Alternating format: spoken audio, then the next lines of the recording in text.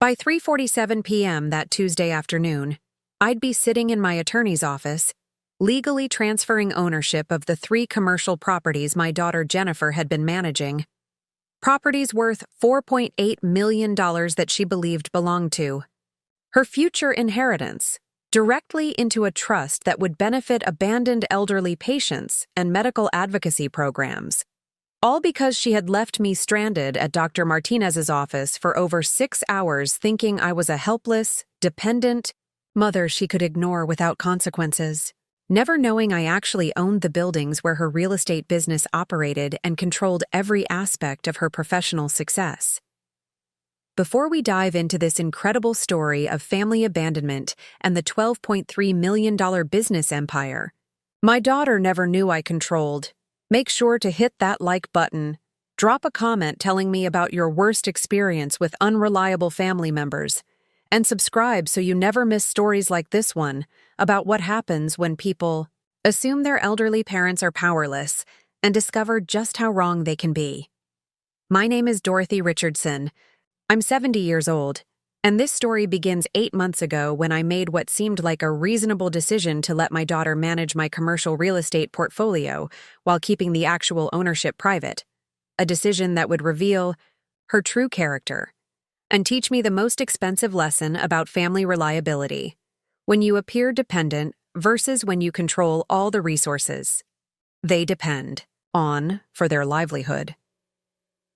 But to understand how I ended up abandoned at Dr. Martinez's medical office for 6 hours while secretly controlling a $12.3 million commercial real estate empire that funded my daughter's entire lifestyle, you need to know who I was before inheriting my husband's business. Empire changed everything, and before Jennifer's assumptions about my helplessness led her to make the most catastrophic mistake of her professional and personal life. For 38 years, I was Dorothy Richardson, Senior Operations Director at Phoenix Metropolitan Hospital, one of Arizona's largest medical networks serving over 200,000 patients annually across 4 major facilities. I wasn't just managing administrative paperwork or handling routine office tasks. I was the strategic coordinator responsible for ensuring that life-and-death medical operations ran with precision efficiency that could mean the difference between successful patient outcomes and medical disasters that destroyed families and ended careers.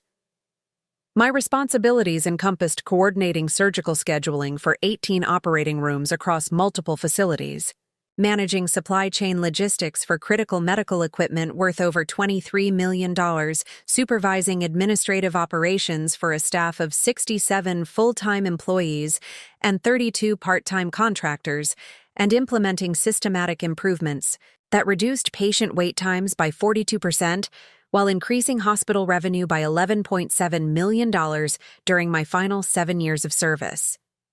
But these numbers only tell part of the story about the complexity and critical importance of hospital operations management.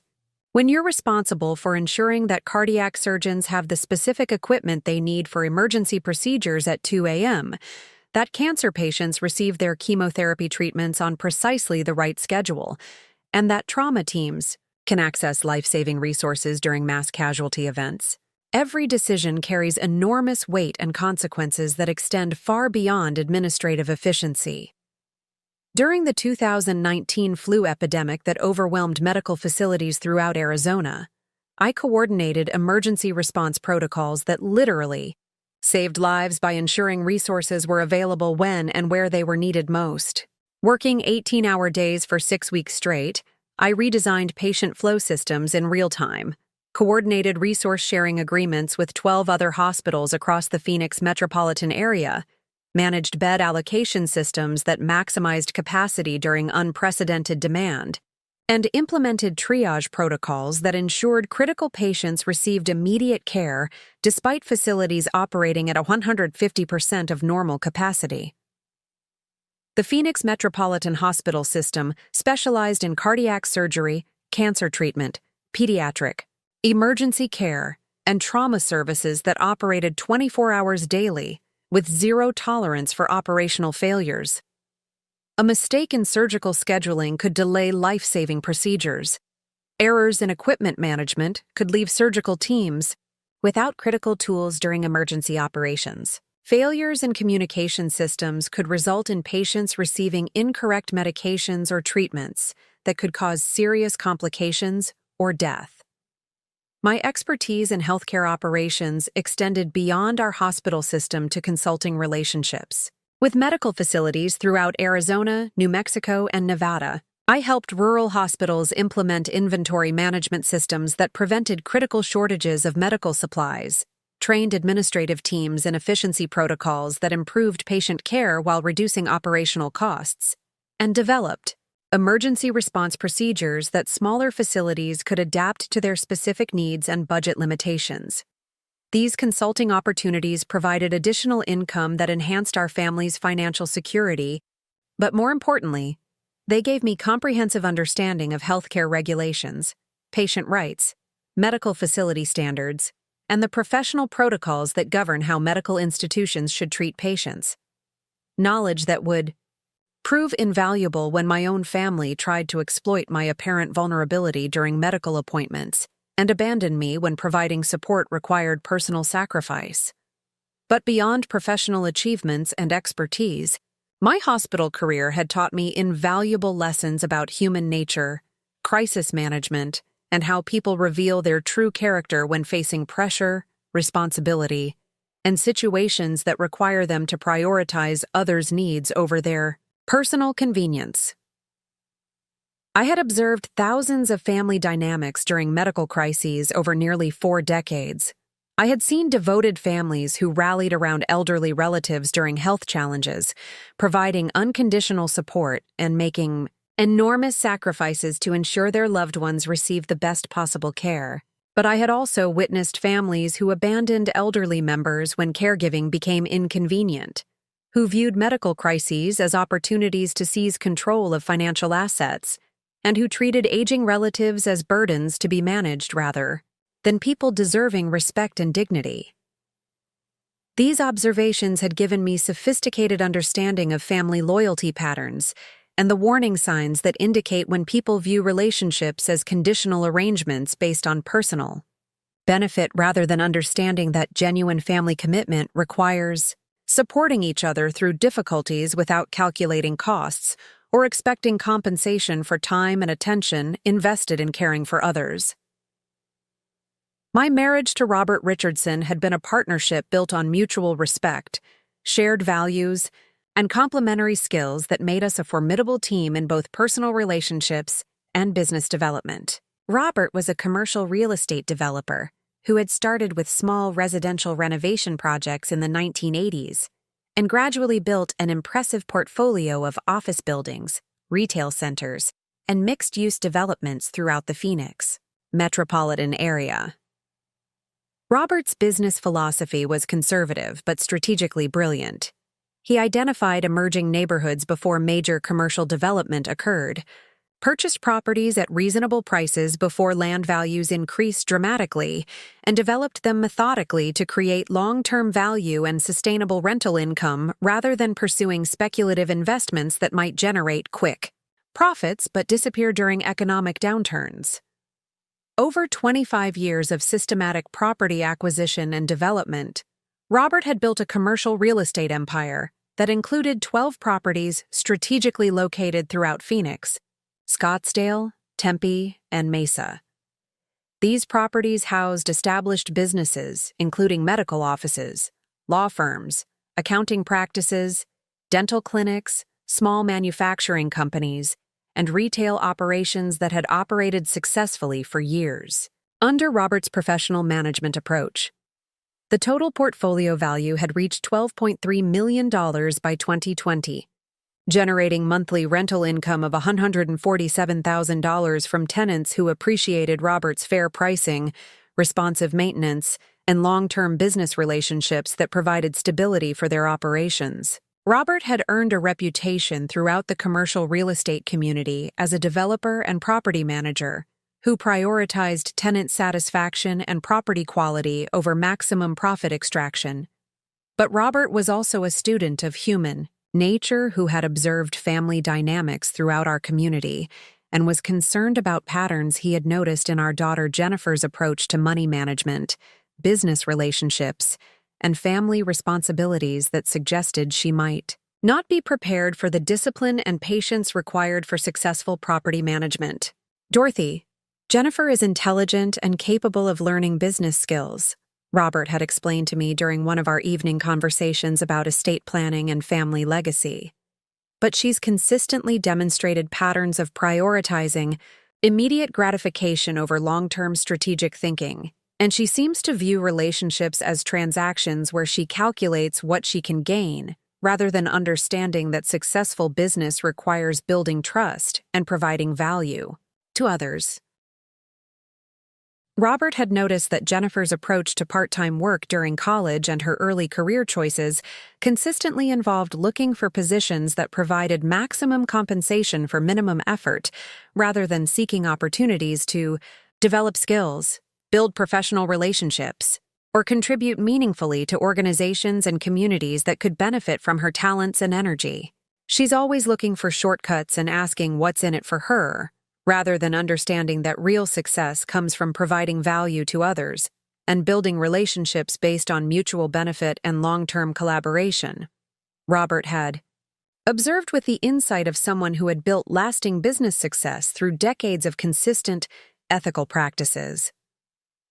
When Robert was diagnosed with pancreatic cancer in early 2019, we spent his final 18 months working together intensively to ensure that his business empire would transition smoothly to benefit our family while maintaining the professional relationships, tenant commitments, and property standards that had made the portfolio successful and sustainable over decades of careful development.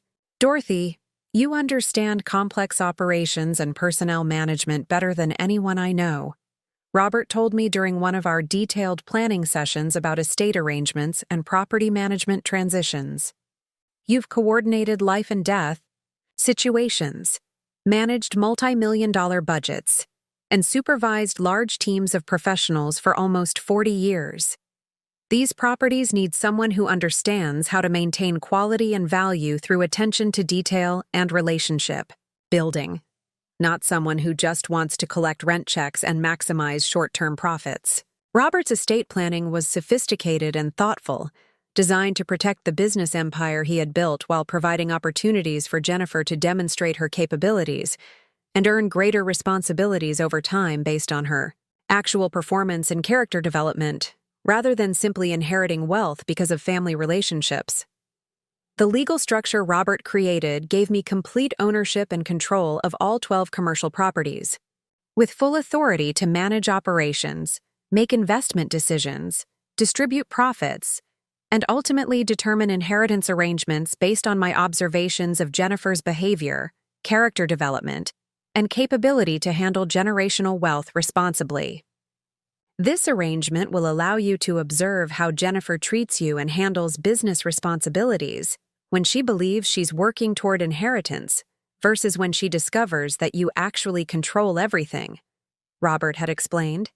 With remarkable insight into family dynamics and human psychology, if Jennifer demonstrates genuine care for you as her mother, shows respect for your experience and judgment, handles property management responsibilities competently, and proves that she can prioritize long-term value over short-term profits, then you can gradually transfer ownership to her over several years while providing guidance and support.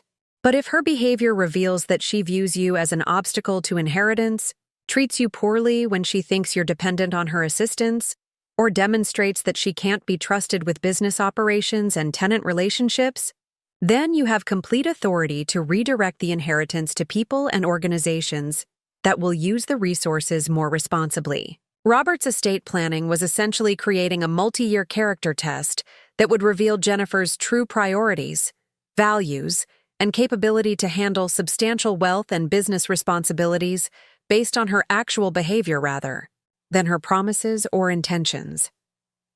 When Robert died in November 2020, I inherited complete legal ownership and control of the entire $12.3 million commercial real estate portfolio.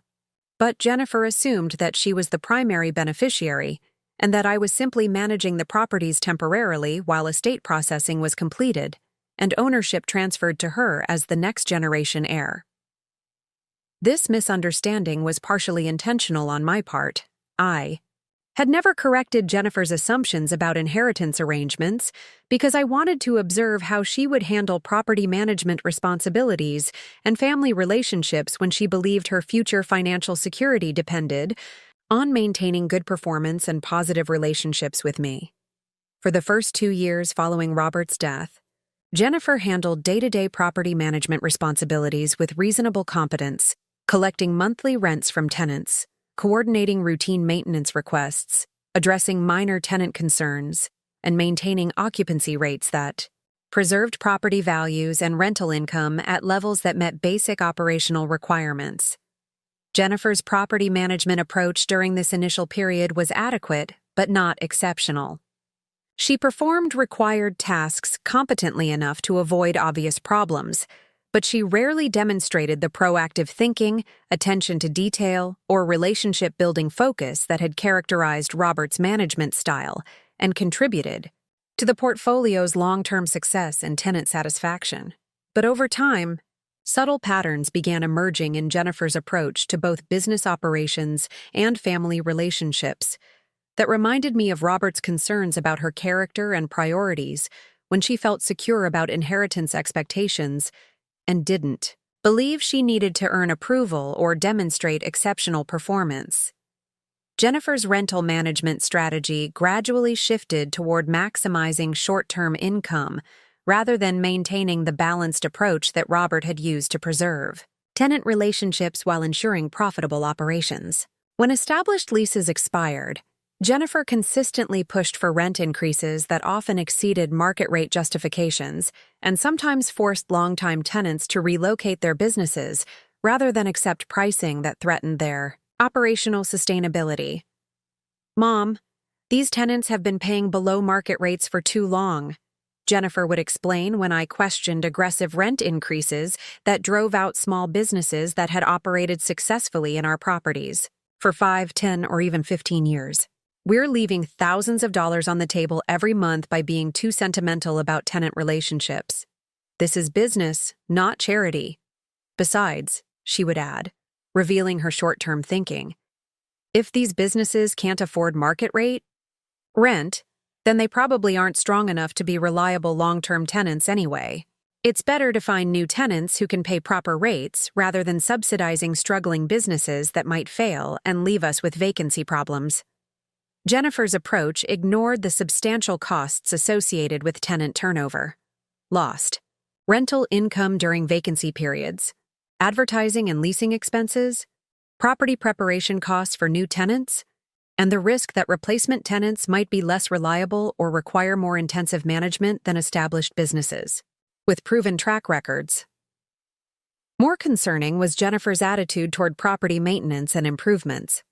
Instead of reinvesting rental income into property upkeep, tenant improvements, and facility upgrades that preserved long-term value and tenant satisfaction, she preferred to defer maintenance expenses and redirect that money toward her personal lifestyle and discretionary spending.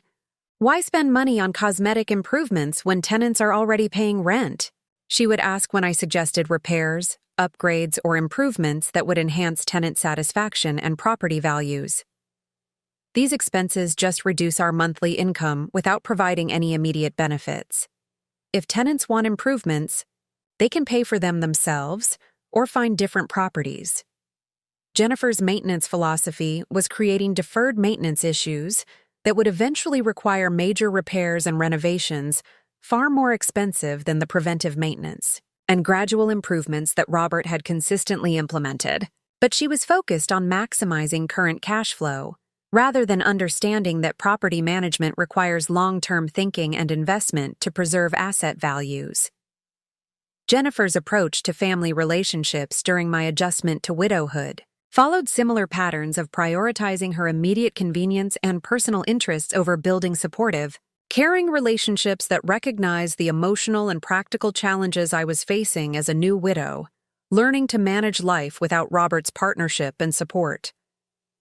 During the first few months after Robert's death, when grief was overwhelming, and even simple daily tasks felt impossibly difficult, Jennifer provided basic assistance with household maintenance, transportation to medical appointments, and help with business paperwork that required immediate attention.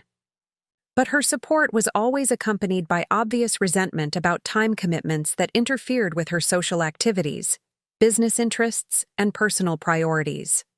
"Mom, I understand you're dealing with grief and adjustment, but you need to start developing more independence and self-reliance," she would say when I asked for help with tasks that had become emotionally or physically challenging during the early stages of widowhood. "I can't rearrange my entire schedule every time. You need assistance with something. You have to learn to handle these things on your own."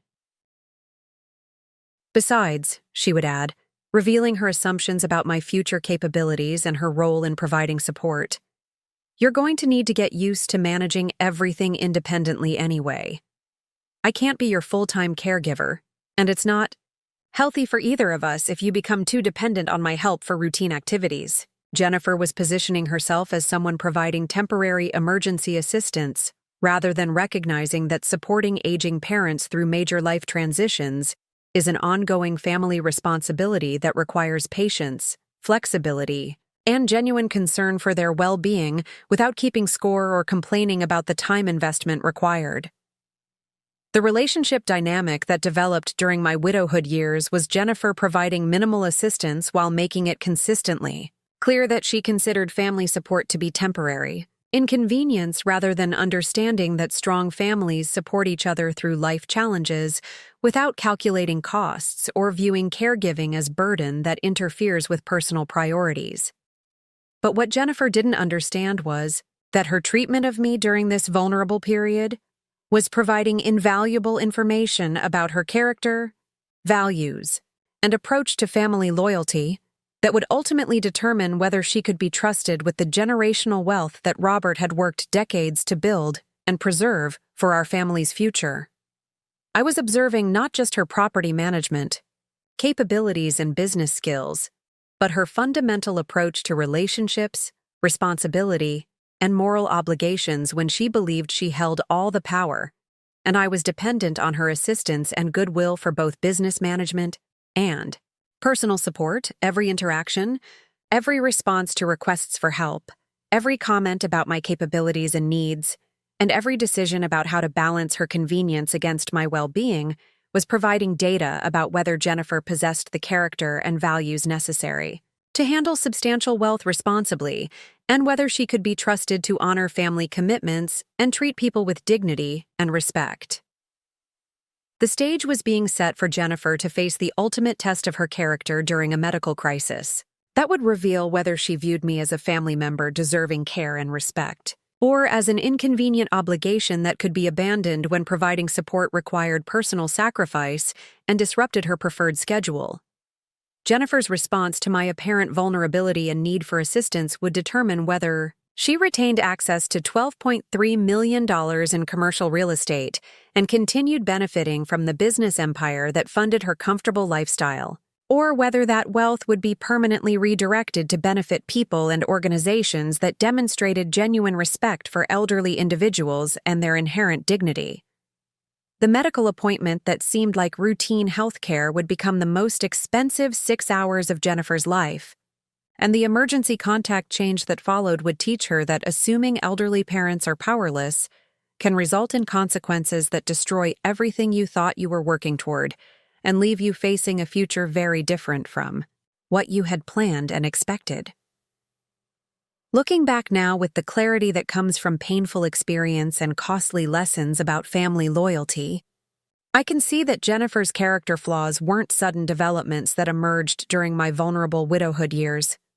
They were consistent patterns that had been evident since childhood, but that I had consistently rationalized, excused, or attributed to normal developmental phases rather than recognizing them as fundamental personality traits that would define her approach to family relationships and business responsibilities throughout her adult life.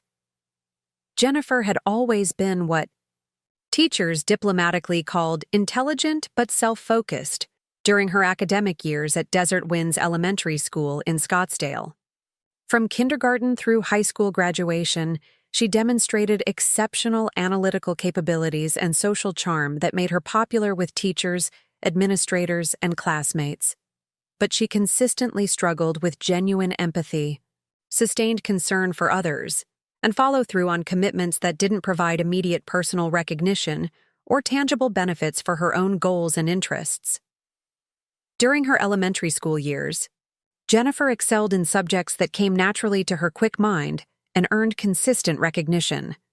Mathematics competitions where her analytical skills gave her significant advantages over classmates, science fair projects where her creativity and presentation abilities impressed judges and parents, spelling bees where her excellent memory allowed her to outperform other students without requiring the sustained study effort that many children needed to achieve similar results.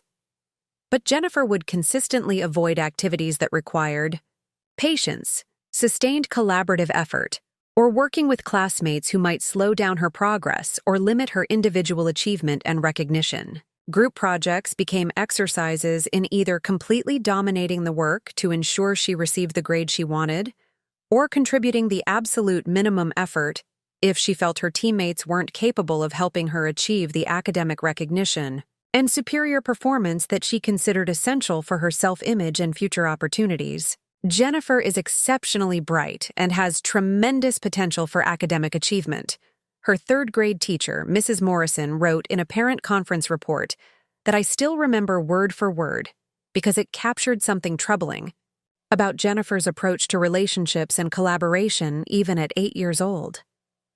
However, she seems to have significant difficulty understanding how her actions affect other children and rarely volunteers to help classmates who are struggling with concepts she has already mastered easily. When Robert and I discussed this feedback with Jennifer, trying to help her understand the importance of kindness, cooperation, and helping others succeed alongside her own achievements, her response revealed the self-centered thinking patterns that would characterize her approach to relationships throughout her childhood and into her adult career and family interactions.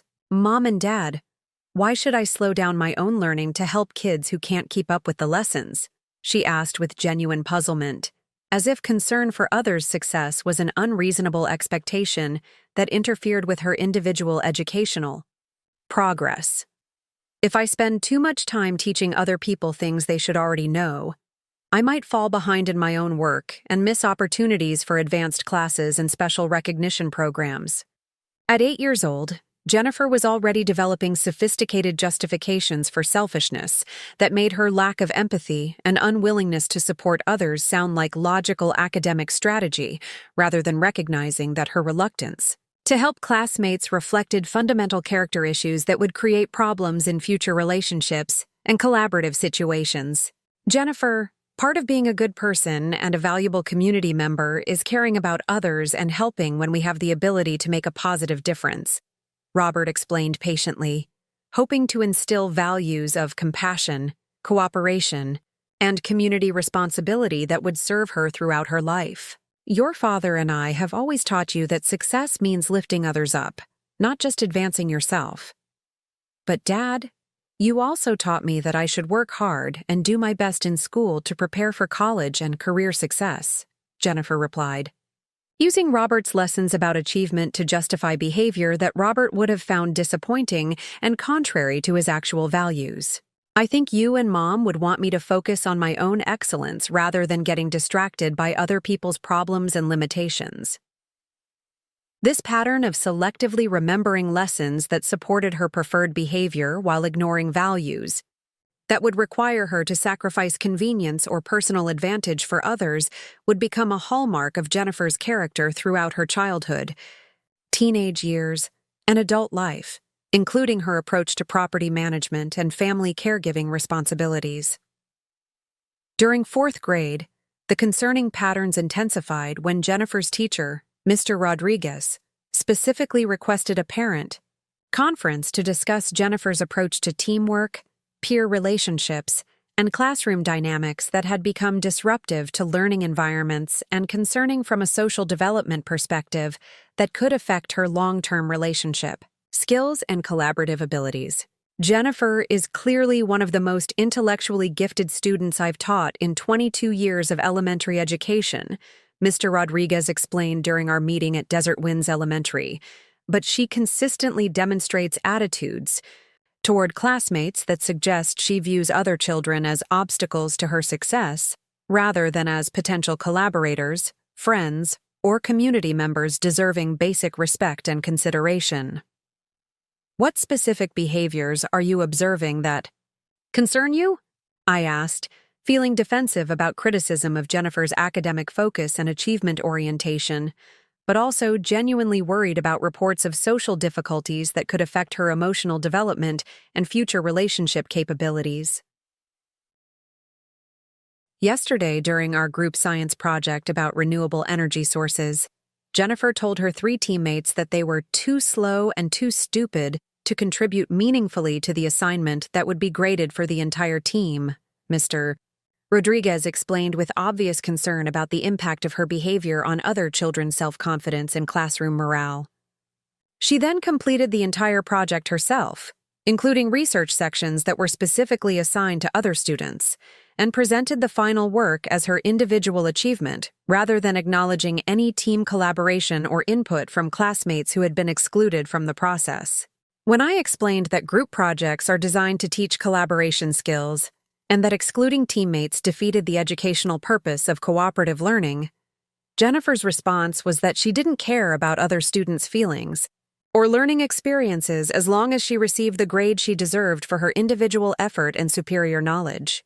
This incident should have been a major warning sign that Jennifer was developing concerning attitudes about relationships, teamwork, and responsibilities to others that required immediate attention, correction, and character development guidance.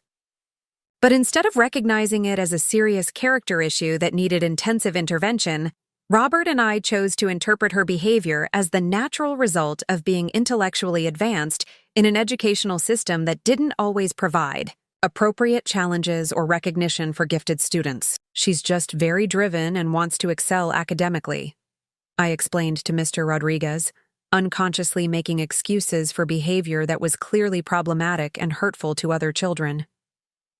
Jennifer has always been competitive and focused on high achievement.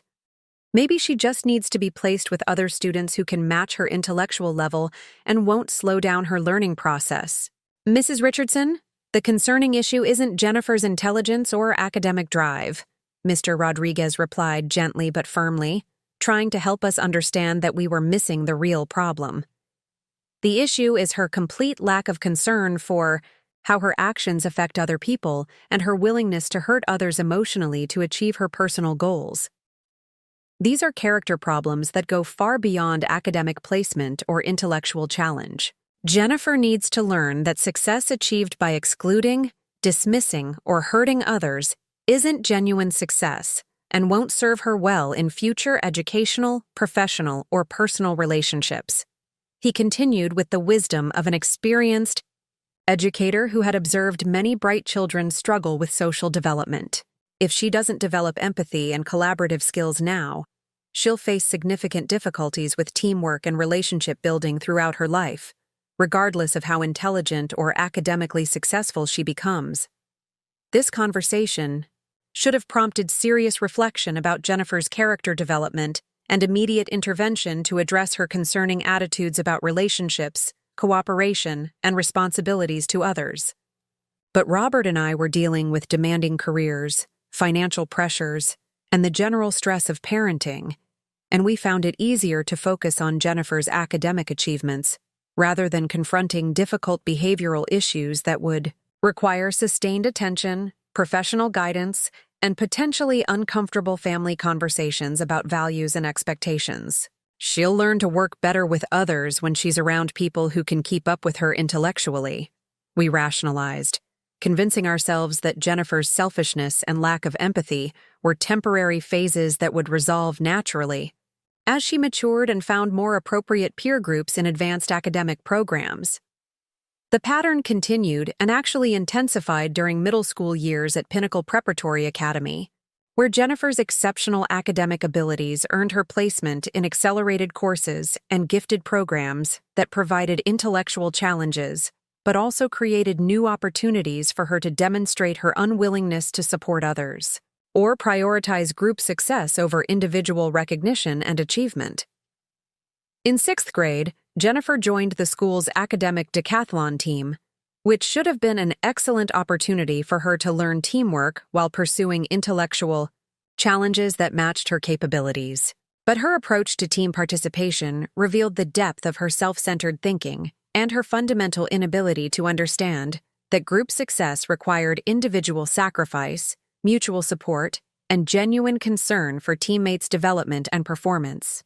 Jennifer is incredibly knowledgeable and performs excellently during individual competition segments. Her academic decathlon coach, Ms. Foster, explained during a parent meeting requested to discuss team dynamics and Jennifer's impact on overall team performance. But she consistently undermines team effectiveness by refusing to help struggling team members improve their performance and by openly expressing frustration and contempt for teammates who don't match her academic level or learning speed. "What specific behaviors are you observing?" Robert asked, hoping the issues were minor communication problems that could be resolved through better team role definitions or adjusted expectations rather than fundamental character issues that would require more intensive intervention. During practice sessions, Jennifer answers questions quickly and correctly, demonstrating impressive knowledge across multiple academic subjects, Ms. Foster explained.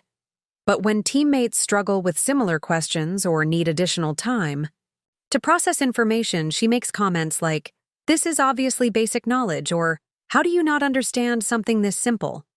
Or rather than offering assistance, encouragement, or constructive guidance that could help improve team performance.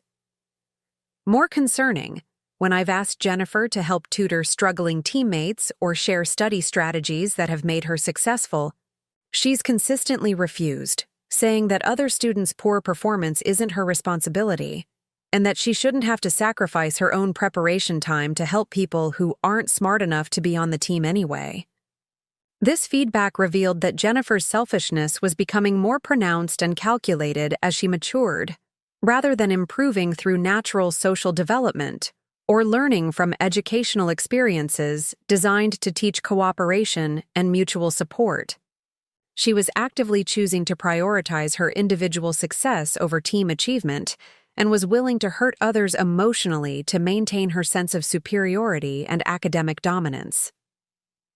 When Robert and I discussed this behavior with Jennifer, her response demonstrated that she had developed increasingly sophisticated justifications for her lack of empathy and unwillingness to support others, making her selfishness sound like logical strategy rather than character flaws that needed correction.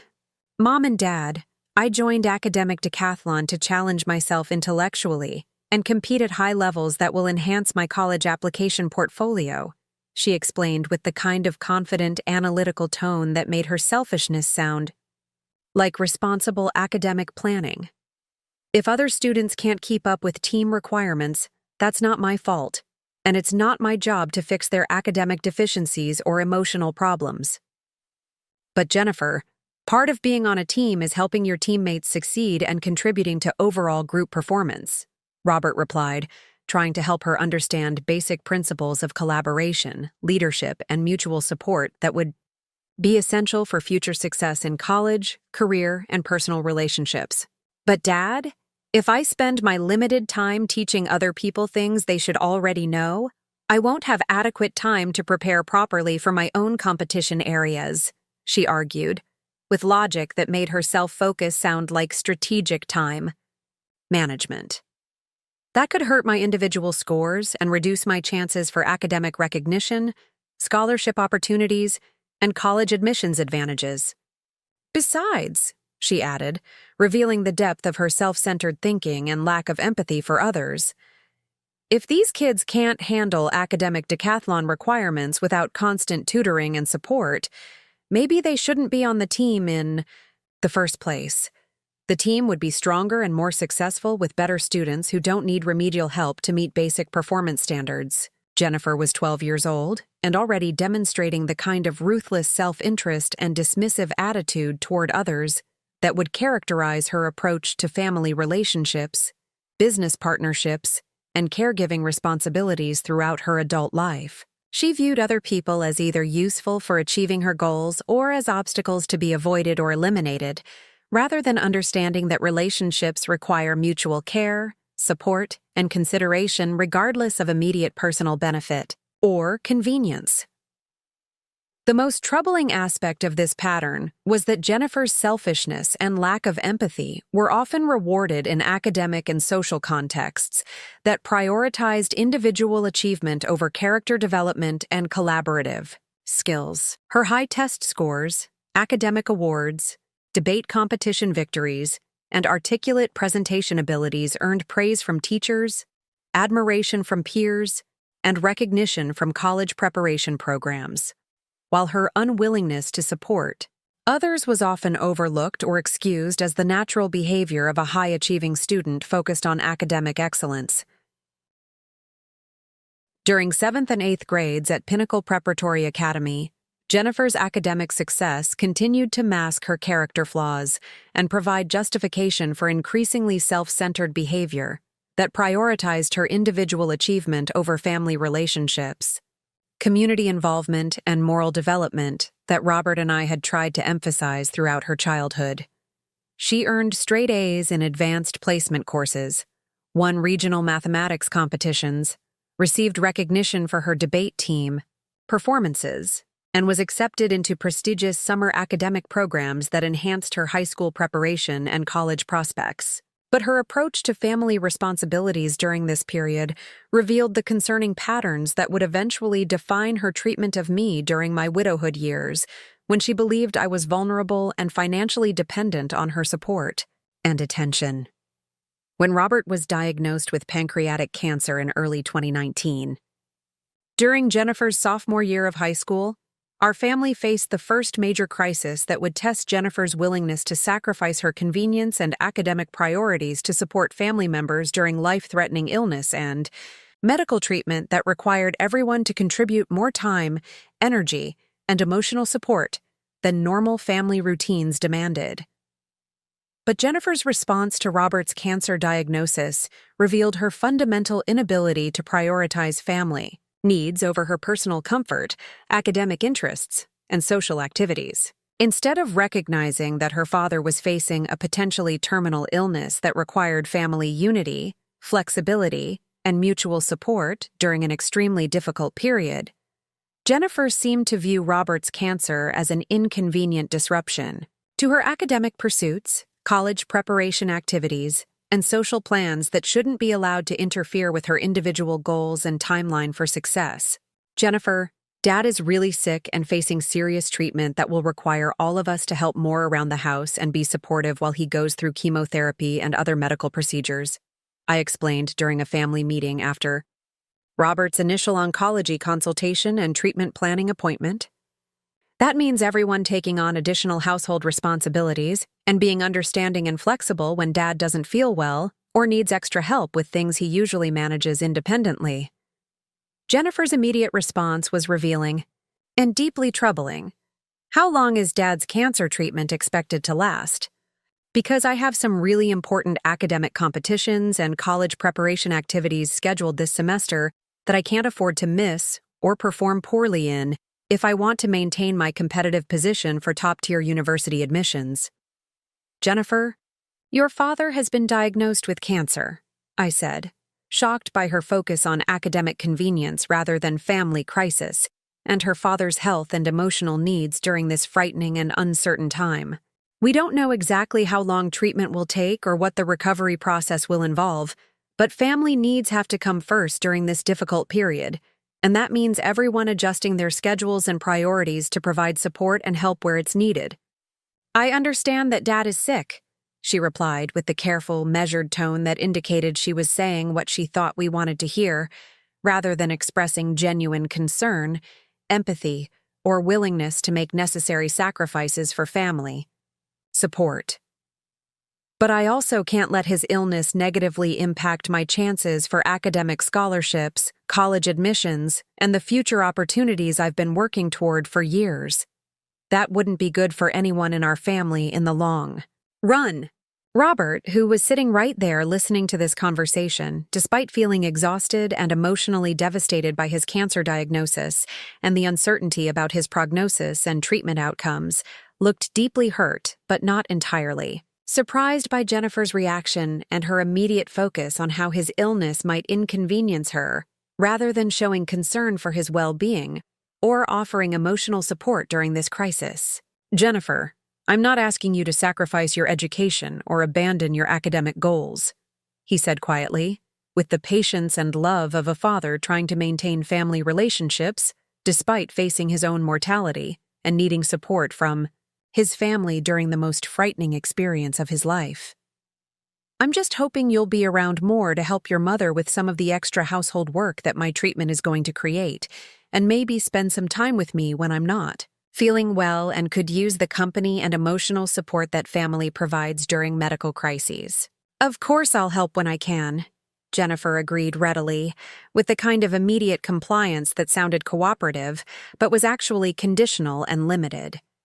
"But I need to make sure that family responsibilities don't interfere with my academic priorities, college preparation deadlines, or my performance in competitions and activities that are crucial for my university applications and scholarship opportunities." What became clear over the following months of Robert's cancer treatment was that Jennifer's definition of helping when I can meant helping only when it was convenient for her schedule, didn't require her to sacrifice anything she actually wanted to do, and didn't interfere with her academic timeline or social activities that she considered more important than supporting her dying father and stressed mother during the most difficult period our family had ever faced. Jennifer's availability for family support was consistently limited by academic commitments, extracurricular activities, social plans, and personal interests that she presented as non-negotiable obligations that took priority over family medical needs and caregiving responsibilities. When Robert needed transportation to chemotherapy appointments because the medications made him too nauseous and exhausted to drive safely, Jennifer was consistently unavailable due to academic obligations that she characterized as essential for her future success, and more important than family medical needs. "I have advanced placement study group today," she would say when asked to provide transportation or accompany Robert to medical appointments that were frightening and emotionally difficult for him to face alone. "Missing these sessions could affect my test scores, which determine my college placement and scholarship eligibility. These opportunities can't be rescheduled, and my academic future depends on maintaining perfect attendance and performance. I have debate team practice today," she would explain when Robert needed help with household tasks that had become physically challenging during chemotherapy treatment, that left him weak, tired, and struggling with side effects that made routine activities exhausting. "Coach said missing practice could hurt my chances for state competition, which is really important for my college application portfolio and could determine scholarship opportunities. I promised my study partner I'd help her with calculus preparation," she would offer when I asked her to spend time with Robert, who was feeling isolated, depressed, and anxious during treatment periods when he needed emotional support and family companionship to cope with the physical and psychological challenges of fighting cancer. The irony was both obvious and painful. Jennifer was always available to help friends, classmates, study partners, and teachers with their academic projects, social plans, and personal needs, but never seemed to have time to help her own father during cancer treatment that was literally a matter of life and death for our family. She had learned to present herself as helpful, reliable, and caring to the outside world while reserving her most selfish behavior for family members who loved her unconditionally and had made enormous sacrifices to provide her with educational opportunities, financial support, and the stable home environment that enabled her academic success. When Robert's condition worsened during Jennifer's junior year of high school and he needed more intensive medical care, emotional support, and practical assistance, with daily activities, Jennifer's absence from family life became even more pronounced and deliberate. Instead of recognizing that her father was facing a potentially terminal illness and needed family presence during what might be his final months, Jennifer seemed to increase her involvement in extracurricular activities and social commitments that kept her away from home and unavailable for caregiving responsibilities. Jennifer, your father is really struggling right now with treatment side effects and emotional challenges related to his prognosis, I said during one of many conversations where I tried to help her understand the gravity of Robert's situation and the importance of family support during medical crises. He needs to know that his family loves him and that we're all committed to spending time with him and supporting him through this incredibly difficult period. I do love Dad, Jennifer replied with what sounded like genuine confusion about why her behavior might suggest otherwise. But I don't see how me sitting around the house being sad and worried is going to help him get better or improve his medical outcomes.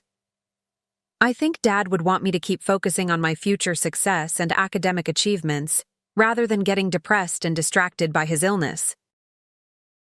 It's not about sitting around being sad, I explained with increasing frustration about her inability to understand basic family support concepts. It's about being present and available when he needs emotional support, companionship, or practical help. It's about showing him that he's more important to you than your extracurricular activities, social plans, and academic competitions. But Mom, these activities are crucial for my college applications and my future opportunities, Jennifer protested with logic that made her selfishness sound like responsible life planning. Dad always told me that education and achievement should be my top priorities. I'm just following the values and advice he's given me throughout my childhood. Jennifer had developed a sophisticated ability to reframe her selfishness as virtue, presenting her unwillingness to sacrifice for family as evidence that she was following family values about education and achievement, rather than acknowledging that she simply didn't want to deal with the emotional demands, time commitments, and personal inconvenience of supporting a dying parent and overwhelmed mother during a family medical crisis. She could make her absence during our family's greatest need sound like dedication to principles and responsible planning, rather than recognizing that her priorities revealed fundamental character flaws and a lack of empathy that would define her approach to relationships throughout her adult life.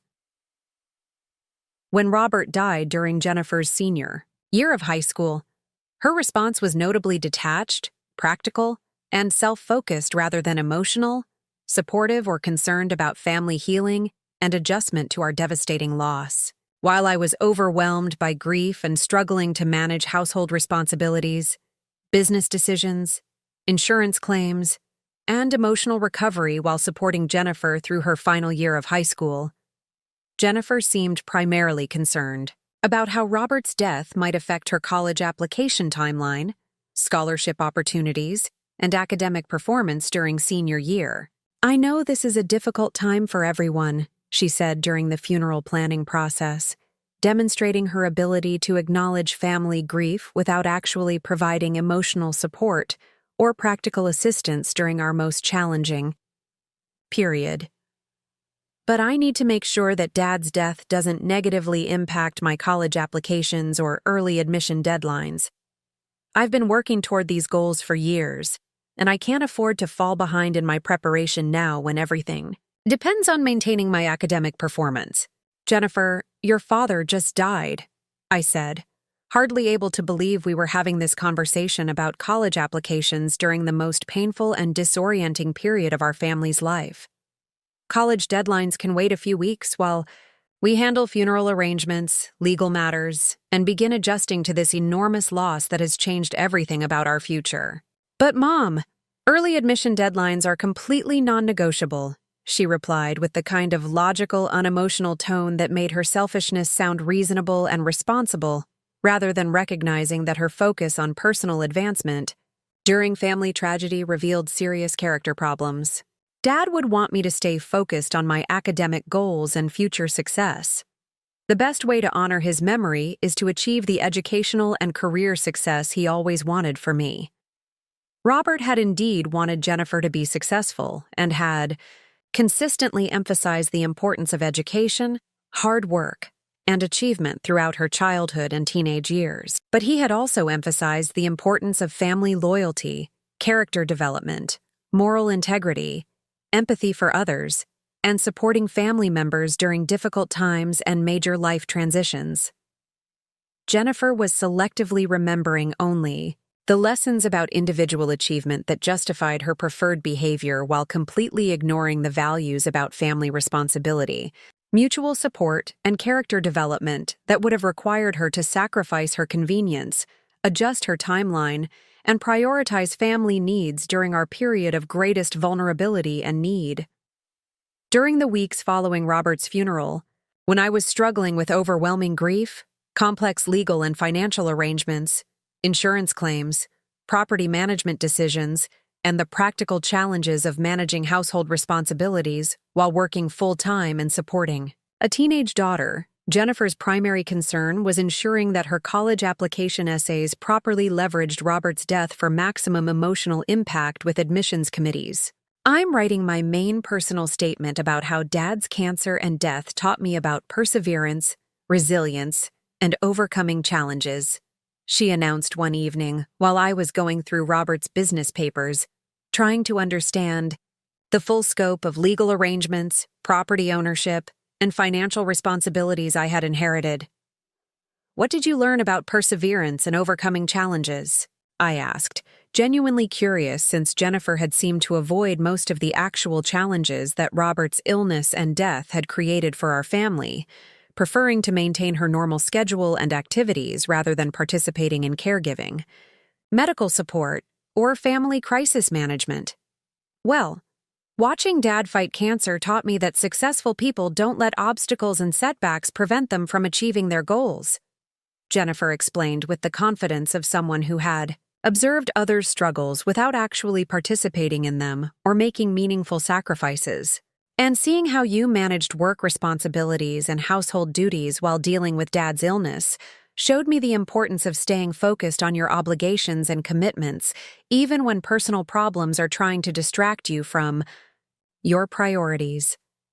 The essay Jennifer eventually produced was skillfully written and emotionally manipulative, presenting her as someone who had learned profound lessons about family loyalty, personal strength, and overcoming adversity through her father's illness and death. But the reality was that Jennifer had learned to observe other people's struggles and extract useful narratives from family crises without actually providing support, making sacrifices, or participating meaningfully in the caregiving and emotional work that family medical emergencies require. Jennifer's essay helped her gain admission to Arizona State University with substantial scholarship support that covered most of her tuition and fees, and I was proud of her academic achievement, even while recognizing that her success had been built on avoiding rather than embracing the family responsibilities and character development opportunities that Robert's illness had created. I funded the remaining costs of Jennifer's college education through careful budgeting of my hospital salary and insurance benefits, committed to providing her with the educational opportunities that Robert and I had always planned, regardless of the character concerns that had emerged during her teenage years and her response to our family medical crisis. College will help Jennifer mature and develop better perspectives on relationships, responsibilities, and character, I told myself when friends and family members commented on her self-centered behavior and lack of family involvement during Robert's illness and death. Being around diverse people, facing new challenges, and gaining independence will help her grow into the kind of caring, responsible adult that Robert would be proud of. The patterns that would eventually cost Jennifer access to $12.3 million in inherited wealth were already clearly established by the time she left for college. Patterns of prioritizing personal convenience over family loyalty, calculating the benefits of relationships rather than providing unconditional support, and viewing others' needs as obstacles to her individual success rather than opportunities to demonstrate character and build meaningful connections based on mutual care and respect. During Jennifer's college years at Arizona State University, the concerning patterns that had emerged during high school intensified rather than improved, revealing that her self-centered approach to relationships wasn't a temporary phase of adolescent development, but a fundamental aspect of her character that would define her interactions with family, friends, and professional colleagues throughout her adult life. Jennifer's college experience from 2017 to 2021 should have provided opportunities for personal growth, character development, and broader perspective on relationships and responsibilities that come from living independently, facing new challenges, and interacting with diverse groups of people from different backgrounds and value systems. Instead, her university years became a laboratory for refining manipulation tactics, developing more sophisticated justifications for selfish behavior, and learning to extract maximum benefit from relationships while minimizing her own investment in supporting others. During Jennifer's freshman year, our communication followed predictable patterns that revealed her transactional approach to family relationships.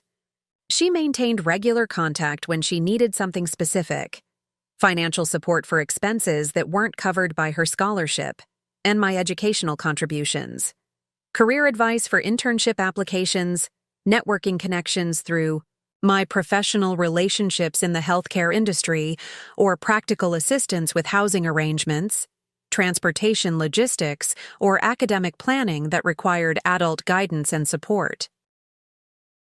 Our conversations during this period were pleasant but superficial, focused primarily on her achievements, social activities, academic progress, and future career plans rather than on building deeper emotional connections, expressing genuine interest in my adjustment to widowhood, or demonstrating appreciation for the financial sacrifices I was making to fund her education while managing Robert's business properties and my own career responsibilities.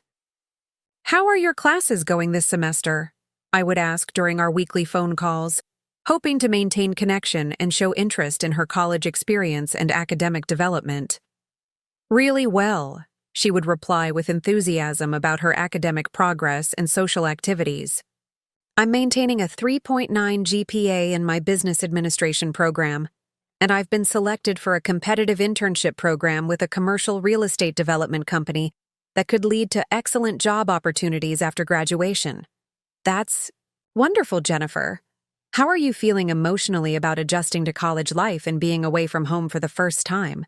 "Oh, I'm doing great with independence," she would respond with obvious eagerness to redirect our conversation away from emotional topics and toward practical matters where I could provide tangible benefits for her career development or personal goals. "Actually, speaking of my internship, I wanted to ask if you could put me in touch with your friend who works in commercial property management. A personal recommendation would really help my application stand out from other candidates." Jennifer had developed an impressive ability to redirect conversations away from emotional connection, family relationships, or topics that might require her to provide support or express concern for others. Instead, steering our interactions toward areas where she could gain useful contacts, advice, or resources that advanced her personal and professional objectives. This pattern continued throughout her college years, with Jennifer maintaining the minimum level of family contact necessary to preserve access to financial support and networking opportunities while avoiding deeper engagement with family relationships that might require emotional investment, time commitment, or reciprocal support for my own challenges and needs during the difficult adjustment period following Robert's death. Jennifer's approach to her internship and early professional experiences during college revealed the same self-focused patterns that had characterized her academic and family relationships throughout high school. She excelled at tasks that provided individual recognition and advancement opportunities, but consistently struggled with collaborative projects, teamwork responsibilities, and supporting colleagues who needed assistance or mentoring. During her sophomore year internship with Phoenix Commercial Properties, Jennifer's supervisor, Michael Torres, contacted me to discuss her performance and work approach in ways that echoed the concerns her teachers had raised throughout her academic career about her inability to function effectively in collaborative environments. "Mrs. Richardson, Jennifer, is exceptionally talented and demonstrates excellent analytical skills and business acumen," Mr. Torres explained during a phone conversation about Jennifer's internship evaluation.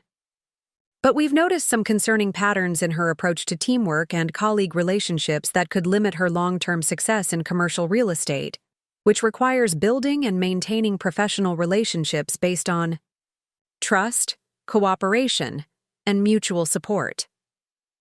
What specific issues are you observing? I asked, though I suspected the problems were similar to the patterns Jennifer had displayed throughout her academic career and family relationships.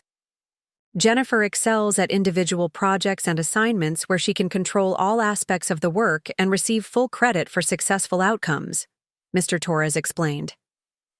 But when assigned to team projects or asked to mentor junior interns, she consistently prioritizes her own advancement and recognition over group success or collaborative achievement. For example, during our recent market analysis project that involved teams of interns working together to evaluate potential development sites, Jennifer completed her assigned research thoroughly and professionally, but refused to share insights or assist teammates who were struggling with their portions of the analysis. When we asked her to help train a new intern who was having difficulty with our property valuation software, Jennifer's response was that training others wasn't part of her job description and that she had joined the internship program to advance her own skills and career prospects, not to provide free tutoring for people who should already understand basic business concepts. This feedback revealed that Jennifer's self-centered approach to relationships was extending into her professional development and career preparation, where her unwillingness to support others and contribute to team success could seriously limit her long-term advancement opportunities in industries that require collaboration, relationship building, and mutual support among colleagues and business partners. When I discussed this evaluation with Jennifer, her response demonstrated that she had continued developing increasingly sophisticated justifications for her selfish behavior, presenting her unwillingness to help others as strategic career management, rather than recognizing that her approach reflected character flaws that could damage her professional reputation and limit her opportunities for advancement and leadership roles. Mom, internships are competitive opportunities where we're being evaluated for potential job offers and professional recommendations, she explained with the confident tone that made her selfishness sound like intelligent business strategy. If I spend my limited time helping other interns instead of focusing on my own projects and skill development, I could hurt my own performance evaluation and reduce my chances for excellent references and job opportunities. But Jennifer, commercial real estate is a relationship-based industry where success depends on building networks, establishing trust, and demonstrating that you can work effectively with clients, colleagues, and business partners, I replied, trying to help her understand that professional success requires collaborative skills and reputation for supporting others. That's exactly why I need to focus on proving my individual capabilities and establishing my personal brand as a high-performing professional, she countered with logic that completely missed the point about teamwork and mutual support. If I develop a reputation as someone who gets distracted by other people's problems instead of delivering excellent results, that could hurt my career prospects more than being known as someone who prioritizes excellence and individual achievement. Jennifer was already developing the calculating approach to professional relationships that would later characterize her property management style and family interactions, viewing other people as either useful for her advancement or as obstacles to be avoided, rather than understanding that genuine success requires building authentic relationships based on mutual benefit and long-term collaboration. During her junior and senior years at Arizona State University, Jennifer's academic performance remained excellent, but her approach to family relationships became increasingly distant and transactional as she became more confident about her career prospects and less dependent on immediate family support for day-to-day college expenses and academic guidance. Her visits home became less frequent and shorter in duration, usually timed around holidays or occasions when she needed specific assistance with job applications, professional networking, or financial support for expenses related to her final years of college and career preparation activities. More concerning was Jennifer's attitude toward my own life circumstances and the challenges I was facing as a widow managing Robert's business. properties while maintaining my demanding hospital career and adjusting to significant changes in my personal and financial circumstances. When I mentioned difficulties with property management decisions, tenant relationships, or business challenges that required learning new skills and taking on responsibilities that Robert had previously handled, Jennifer's responses were consistently focused on how these issues might affect her expected inheritance, rather than offering support, assistance, or genuine concern for my well-being and stress levels. "Mom, are you having problems with the commercial properties that could affect their values or rental income?" she would ask when I described challenges with tenant negotiations, maintenance decisions, or market changes that required careful analysis and strategic planning. "It's not that I'm having problems exactly," I would explain. "But managing 12 commercial properties while working full-time at the hospital is demanding, and I sometimes feel overwhelmed by the complexity of business decisions that your father used to handle with years of experience and expertise. Maybe you should consider hiring a professional property management company to handle the day-to-day operations," Jennifer would suggest, apparently without recognizing that professional management fees would reduce the rental income that she expected to inherit. Or, she would add, revealing her assumptions about property ownership and inheritance arrangements, "You could simplify things by transferring the properties to me now so I can start learning the business and taking over management responsibilities. That would reduce your stress and give me valuable real estate experience for my career development." Jennifer was already positioning herself to take control of Robert's business empire based on her assumption that she was the intended heir, without recognizing that her treatment of me during my vulnerable widowhood period was actually providing information about her character and capabilities that would determine whether she could be trusted with generational wealth and family business responsibilities. During her senior year, as graduation approached and Jennifer prepared to enter the commercial real estate industry professionally, her sense of entitlement about inheritance and her assumptions about my role in managing the business properties until ownership transferred to her became more pronounced and explicit. "Mom, I've been thinking about my career plans after graduation, and I think it would make sense for me to start taking over Dad's properties now so I can learn the business while building my professional experience," she announced during a visit home in early 2021, several months before her graduation. "I could handle the day-to-day management while you focus on your hospital work, and then we could gradually transition full ownership to me over the next few years as I prove my capabilities and establish myself in the commercial real estate industry.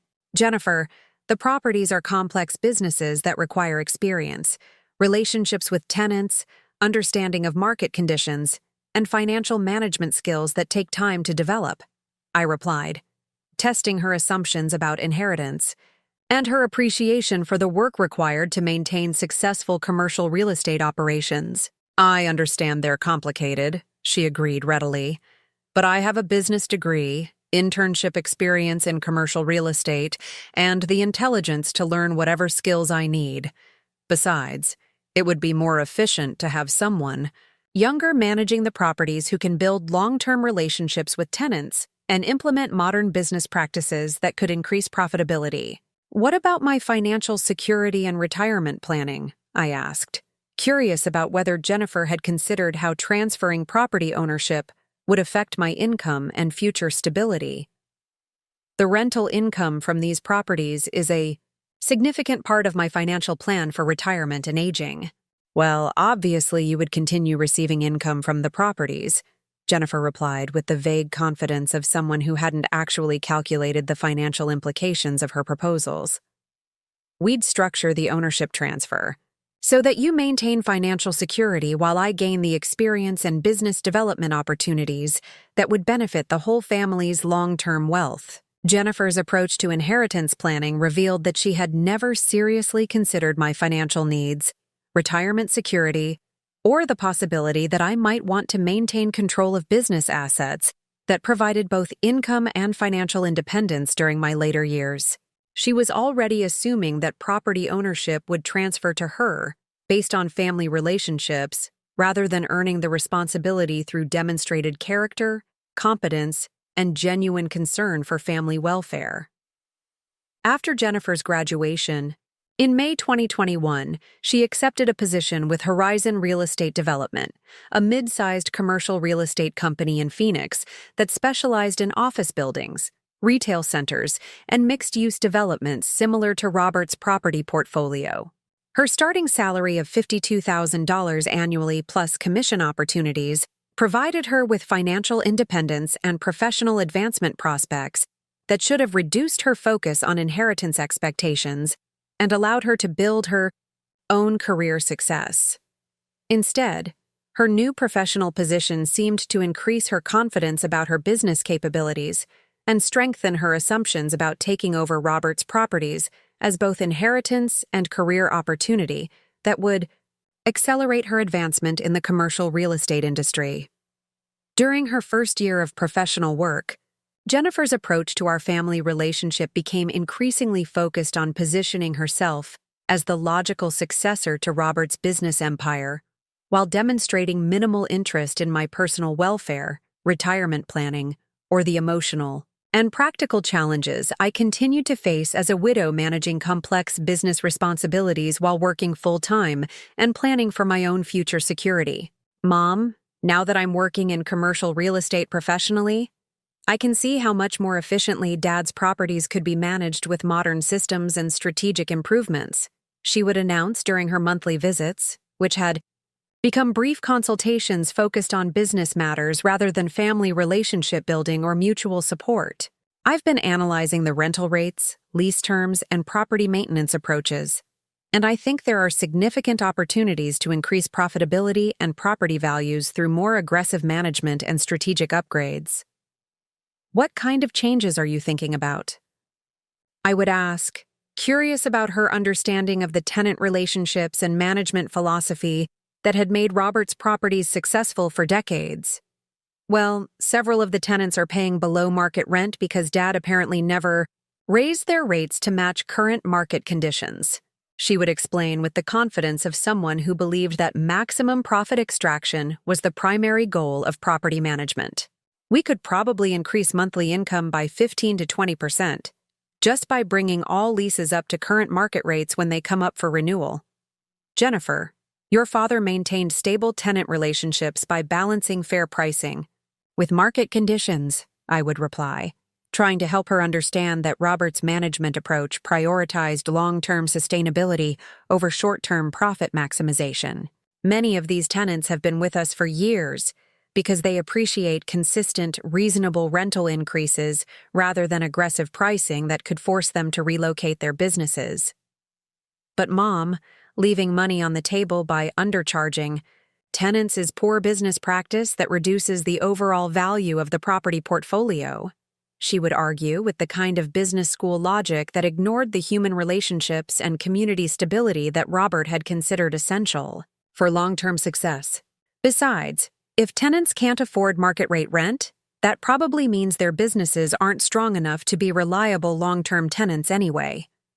It's better to find new tenants who can pay appropriate rates rather than subsidizing struggling businesses that might fail and leave us with vacancy problems.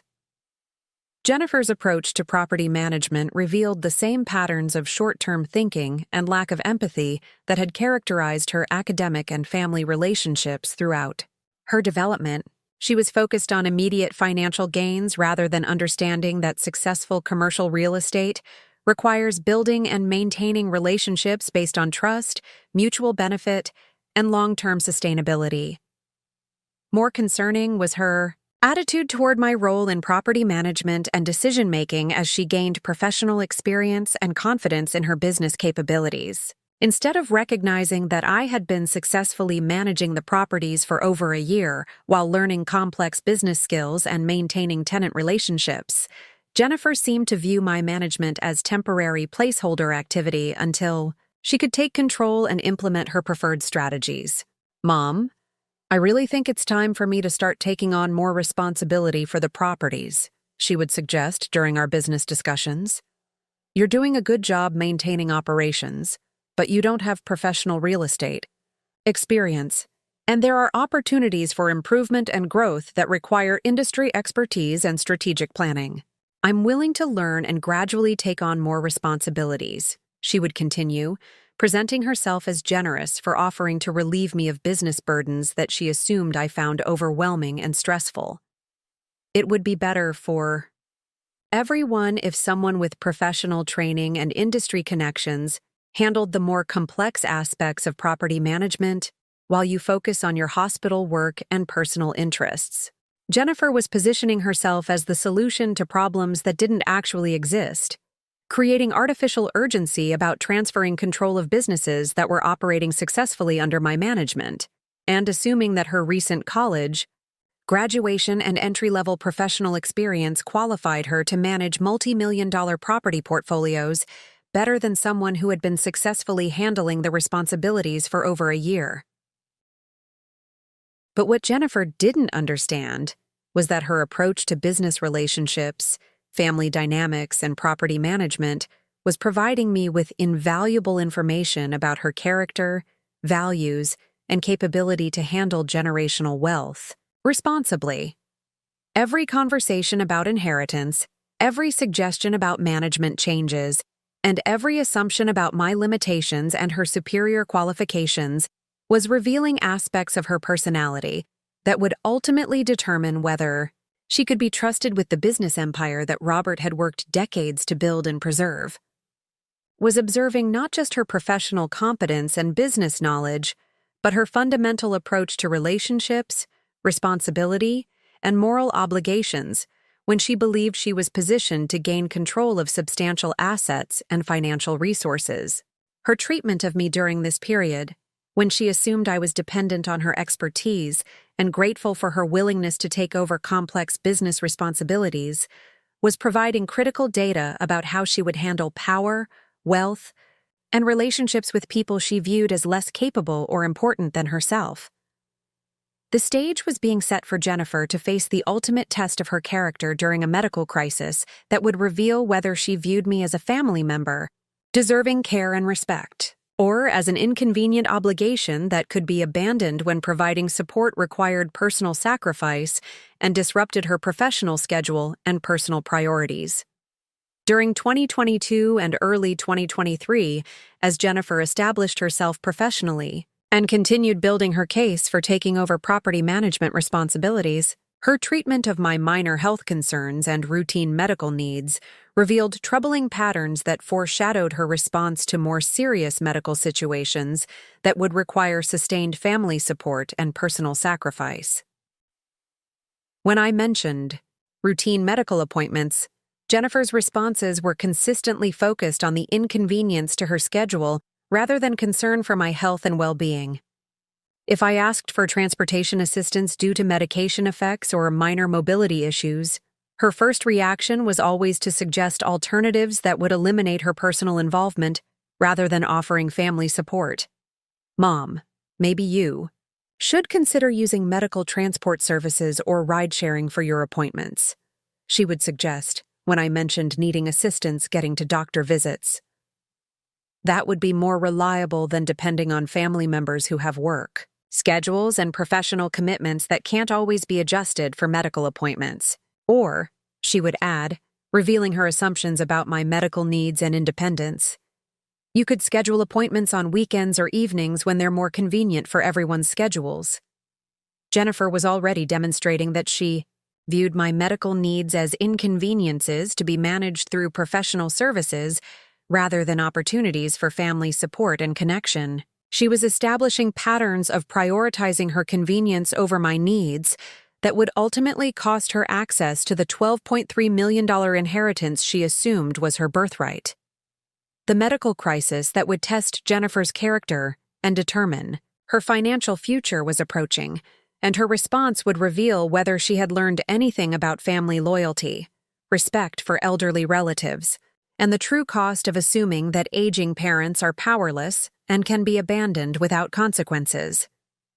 But Jennifer had no idea that the mother she was planning to manage and eventually inherit from was actually controlling every aspect of her professional environment and had the power to reward genuine family devotion or deliver consequences more expensive than she could imagine for family betrayal and abandonment during medical vulnerability. The appointment that seemed like routine. Healthcare would become the most costly 6 hours of Jennifer's life. And the emergency contact change that followed would teach her that assumptions about elderly parents' powerlessness can destroy everything you thought you were working toward in ways that change your entire future permanently.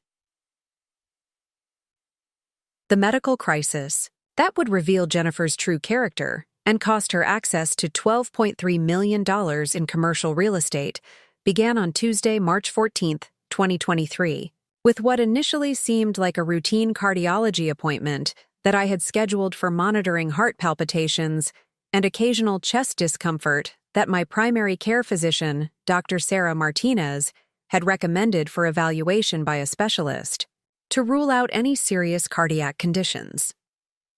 At 70 years old, I had maintained relatively good health throughout my widowhood and retirement transition, with annual medical checkups consistently showing normal blood pressure, healthy cholesterol levels, and the kind of overall physical condition that Dr. Martinez described as excellent for your age and activity level. I took minimal medications, just a daily multivitamin, calcium supplement, and occasional ibuprofen for minor arthritis discomfort, and maintained an active lifestyle that included daily walks through my neighborhood, regular gardening activities, and volunteer work that kept me physically and mentally engaged. But during late February 2023, I had begun experiencing symptoms that were concerning enough to warrant medical evaluation. Irregular heartbeats that occurred several times daily, episodes of chest tightness during routine activities like climbing stairs or carrying groceries, and occasional shortness of breath that seemed disproportionate to my level of physical exertion and couldn't be attributed to normal aging or reduced fitness levels. The symptoms weren't severe enough to suggest an immediate medical emergency, but they represented changes in my health status that required professional assessment to determine whether they indicated developing heart problems that needed treatment or monitoring, or whether they were related to stress, medication interactions, or other factors that could be addressed through lifestyle modifications or minor medical interventions. Dr. Martinez had referred me to Dr. James Peterson, a cardiologist at Phoenix Heart Institute, for comprehensive cardiac evaluation that would include an electrocardiogram, echocardiogram, stress testing, and possibly additional diagnostic procedures depending on the initial test results and his assessment of my symptoms and overall cardiovascular health. Mrs. Richardson, these symptoms could indicate several different conditions, ranging from minor issues that can be easily managed to more serious cardiac problems that require ongoing treatment. Dr. Martinez had explained during our consultation about the referral. Dr. Peterson is an excellent cardiologist who will be able to determine exactly what's causing your symptoms and recommend appropriate treatment options. The appointment will likely take several hours because cardiac evaluation involves multiple tests and procedures that need to be completed in sequence, she had continued. You'll want to arrange for transportation and possibly someone to accompany you, especially if Dr. Peterson decides to perform stress testing or other procedures that might leave you feeling tired or require recovery time before driving home safely. This recommendation for transportation assistance provided the perfect opportunity to test Jennifer's willingness to provide family support during medical appointments, and her response would reveal whether she viewed my health needs as legitimate family responsibilities or inconvenient obligations that interfered with her professional schedule and personal priorities. When I called Jennifer to explain my cardiac appointment and request transportation assistance, her immediate reaction was frustration about the timing and inconvenience rather than concern about my health symptoms or the possibility that I might be developing serious medical problems that required family support and attention. Mom, when is this appointment scheduled? Jennifer asked when I explained that I needed help getting to and from the cardiac evaluation at Phoenix Heart Institute. Tuesday, March 14th at 10 a.m., I replied. Dr. Martinez said the evaluation could take 3 to 4 hours depending on which tests Dr. Peterson decides to order, so I might not be finished until mid-afternoon. Tuesday the 14th? Jennifer's tone immediately shifted to annoyance and calculation about her schedule conflicts. That's really not good timing for me. I have a client presentation that morning and property inspections scheduled for the afternoon. Can you reschedule for a different day when it's more convenient?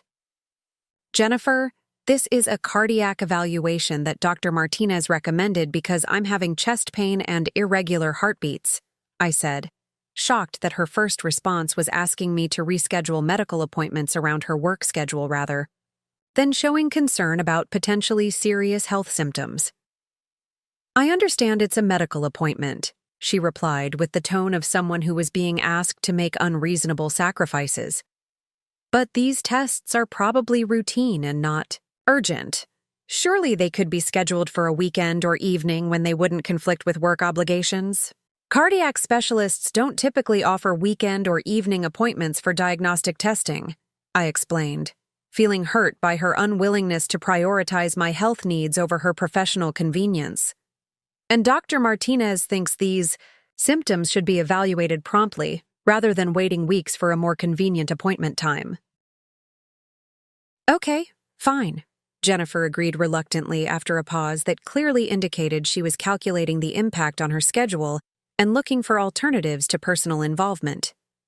But I can't stay there all day. I'll drop you off and pick you up when you're finished. But I can't sit around a medical office for 4 hours when I have client commitments and property management responsibilities. That should be fine, I agreed, though I was already beginning to understand that Jennifer viewed my medical needs as inconveniences to be managed efficiently rather than opportunities to provide family support and demonstrate care for my well-being during potentially concerning health issues.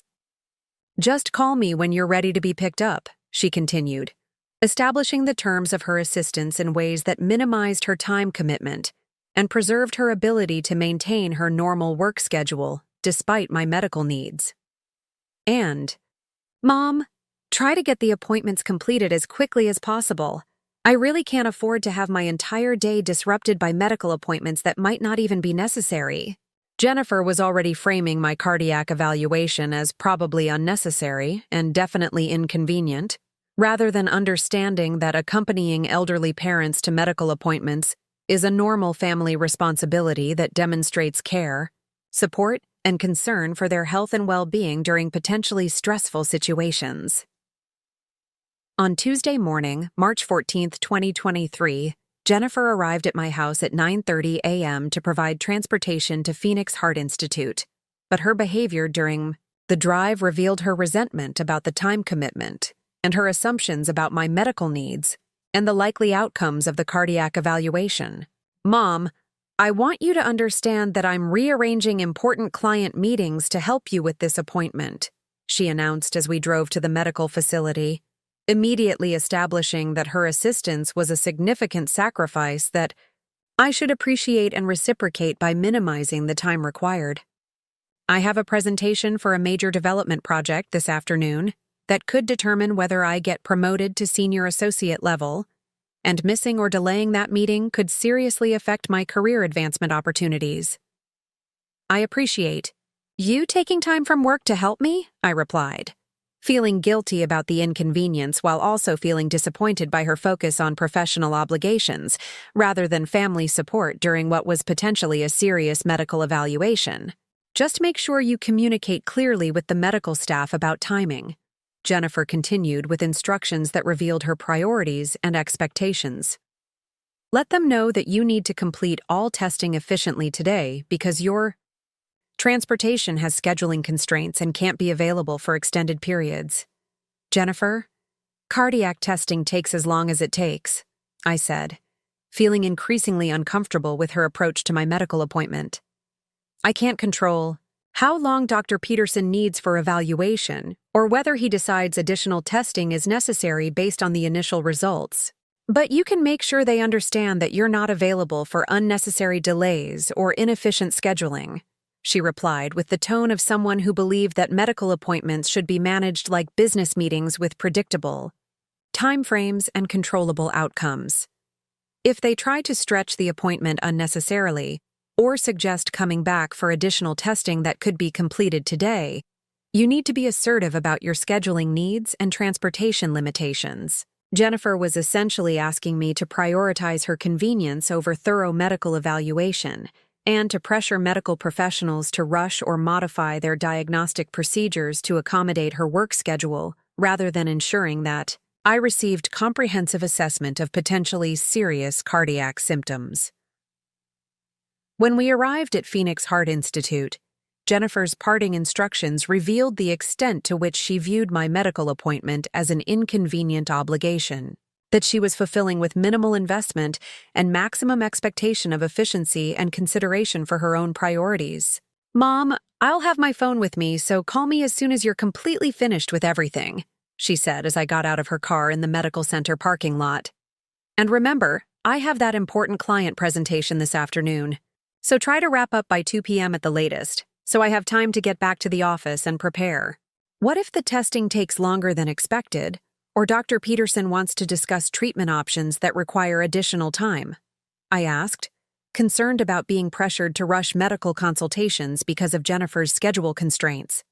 "Just do the best you can to keep things moving efficiently," she replied with the vague confidence of someone who had never been seriously ill or faced complex medical decisions that couldn't be hurried to accommodate other people's convenience.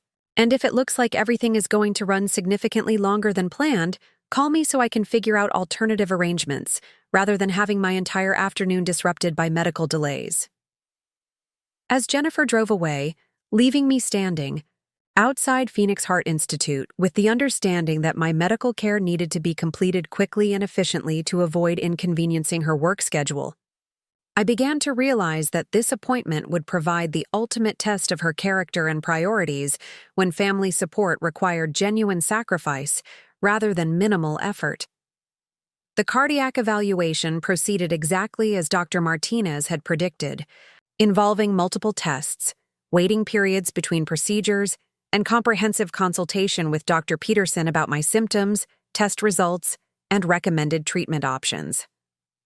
The electrocardiogram and echocardiogram were completed by 11:30 a.m., but the results indicated some irregularities that required additional testing and monitoring before Dr. Peterson could provide definitive assessment and treatment recommendations. "Mrs. Richardson, your initial tests show some concerning patterns that warrant additional evaluation," Dr. Peterson explained after reviewing my EKG and echocardiogram results. "I'd like to perform a stress test and extended cardiac monitoring to get a complete picture of your heart function and determine the best treatment approach." "How long will the additional testing take?" I asked, already concerned about Jennifer's time constraints and her expectations about appointment duration. "The stress test will take about an hour, and I'd like to monitor your heart rhythm for at least 2 hours after that to observe how your cardiovascular system responds to the controlled exertion," Dr. Peterson replied. "We should have all results and be ready for consultation by around 3:30 or 4 p.m. "Is this additional testing necessary, or could it be scheduled for another appointment?" I asked, feeling pressured to minimize the time commitment, despite knowing that thorough medical evaluation was more important than Jennifer's work schedule. "Mrs. Richardson, given your symptoms and the initial test results, I strongly recommend completing all testing today," Dr. Peterson said with appropriate concern about delaying cardiac evaluation. "The patterns we're seeing could indicate several different conditions, and it's important to get comprehensive information as soon as possible to determine whether you need immediate treatment or ongoing monitoring." I realized that I was facing exactly the situation Jennifer had asked me to avoid: medical testing that would extend well beyond her preferred timeline and potentially interfere with her client presentation and afternoon work schedule. But I also understood that my cardiac health was more important than her professional convenience, and that requesting incomplete medical evaluation to accommodate her schedule would be inappropriate and potentially dangerous. At 1:45 p.m., with the stress test completed but extended monitoring still in progress, I called Jennifer to update her about the appointment timeline and let her know that I wouldn't be ready for pickup until late afternoon as Dr. Peterson had recommended. "Mom, you've got to be kidding me. Jennifer responded with immediate frustration and annoyance rather than concern about the medical findings that required additional testing. "I told you I have an important client presentation this afternoon. I can't sit around a medical office until 4 p.m. when I have career-critical meetings scheduled." "Jennifer, Dr. Peterson found some irregularities that require additional monitoring," I explained, trying to help her understand that the extended appointment was medically necessary rather than inefficient scheduling or unnecessary delays. "I'm having cardiac monitoring that could reveal serious problems that need immediate treatment. This isn't optional or something that can be rescheduled for your convenience." "But, Mom, I specifically told you this morning that I needed you to keep the appointment efficient and complete everything by 2 p.m., she replied with obvious anger about having her work schedule disrupted by my medical needs. "My client presentation is at 3:30 p.m. and I need time to prepare and travel to their office. This medical appointment is completely destroying my afternoon and could seriously damage my professional reputation if I have to cancel or postpone important business meetings." "Jennifer, this is cardiac testing that could determine whether I have serious heart problems," I said, hardly able to believe that we were having this conversation about her work priorities while I was potentially facing significant health issues that required immediate medical attention. "Surely your clients would understand that family medical emergencies take priority over business meetings." "This isn't a medical emergency," Jennifer replied with dismissive logic that minimized my health concerns to justify her unwillingness to adjust her schedule. "This is routine testing that's probably going to show that nothing is seriously wrong.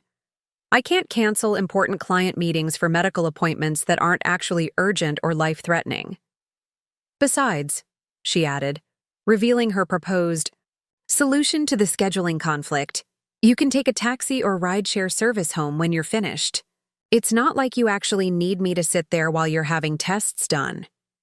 This was the moment when Jennifer revealed her true character and priorities, when family support required genuine sacrifice rather than minimal effort.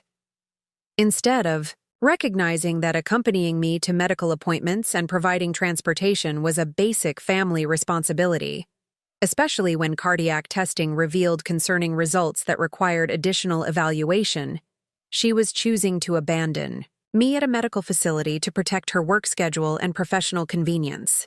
"Jennifer, I asked for your help with transportation because Dr. Martinez recommended that I have someone accompany me to this appointment," I said, feeling hurt and abandoned by her willingness to leave me stranded at a medical facility. "She was concerned about the cardiac testing and thought I might need assistance getting home safely." "Mom, you're 70 years old, not helpless," Jennifer replied with condescension that suggested she believed I was being unnecessarily dramatic about medical needs that she considered routine and manageable. "Taking a taxi home from a medical appointment isn't a crisis. Millions of people handle medical transportation independently without requiring family members to rearrange their entire schedules." "But what if Dr. Peterson finds something serious that requires immediate treatment or follow-up care?" I asked, trying to help her understand that cardiac evaluation could reveal problems that required family support and involvement in medical decision-making. "Then you'll deal with it like an adult and call me later to discuss any treatment decisions that actually need family input," she said with finality that indicated her decision was made and wouldn't be reconsidered based on my medical needs or concerns. "I'm not canceling my client presentation for medical appointments that probably won't show anything serious anyway. You can handle whatever the doctor tells you and update me tonight about any important information." This conversation revealed that Jennifer viewed my potential cardiac problems as probably minor issues that didn't warrant family support or justify disrupting her professional schedule. She was making assumptions about my medical condition based on her convenience, rather than recognizing that cardiac symptoms in elderly patients can indicate serious problems that require immediate family involvement and support. "Jennifer, if you leave me here without transportation, I'll have to find alternative ways to get home that might not be safe or appropriate after cardiac testing," I said, making one final attempt to appeal to her sense of family responsibility and concern for my well-being. "You'll figure it out," she replied dismissively. Uber and taxi services exist precisely for situations like this. I've already sacrificed my entire morning for this appointment, and I can't afford to sacrifice my afternoon and potentially damage my career for medical testing that's probably routine. I'll call you tonight to see how everything went and find out about any follow-up appointments or treatment recommendations. But right now, I need to focus on my work responsibilities and client commitments that actually affect my future and financial security. With that statement, Jennifer hung up and left me stranded at Phoenix Heart Institute, facing cardiac testing results that required medical consultation and potentially serious treatment decisions, without family support or reliable transportation. Home, because providing genuine assistance would have interfered with her client presentation and professional advancement priorities. I was sitting in a medical facility, potentially facing serious cardiac problems, abandoned by the daughter I had raised, educated, and supported throughout her life, who was now managing properties worth $12.3 million based on her assumption that she would inherit everything regardless of how she treated me during medical crises and family emergencies. But Jennifer had no idea that her decision to abandon me at a medical appointment would cost her access to generational wealth beyond her comprehension, and that the mother she had left stranded while prioritizing client presentations actually controlled every aspect of her professional environment and had the power to deliver consequences more expensive than she could imagine. The cardiac monitoring continued until 4:15 p.m., when Dr. Peterson finally completed his evaluation and was ready to discuss test results, treatment recommendations, and follow-up care that would be required to address the cardiac irregularities he had identified during comprehensive testing. Mrs. Richardson, your test results show some significant findings that require ongoing monitoring and treatment, Dr. Peterson explained during our consultation. You have atrial fibrillation that's currently well controlled, but needs medication management and regular follow-up to prevent more serious complications. Is this a serious condition? I asked, concerned about the implications for my health and independence. Atrial fibrillation is very manageable with proper treatment, but it does require ongoing medical care and lifestyle modifications to reduce risks of stroke and other cardiovascular complications, he replied. I'm prescribing medication that should control the irregular heartbeats, and I want to see you again in 4 weeks to monitor your response to treatment. The important thing is that we caught this early and can begin treatment immediately, Dr. Peterson continued. Many people with atrial fibrillation live completely normal lives with proper medical management and regular monitoring. This was reassuring news that suggested my cardiac condition was serious enough to require ongoing treatment, but manageable with appropriate medical care. But I was receiving this information alone, without family support, because Jennifer had chosen to prioritize her client presentation over being present for medical consultations that could have revealed life-threatening conditions requiring immediate family involvement and decision-making. When I finished my consultation with Dr. Peterson at 4:30 p.m., I faced the challenge of getting home safely after hours of cardiac testing and stress evaluation, without transportation or family support, because Jennifer had abandoned me to protect her work schedule and professional reputation.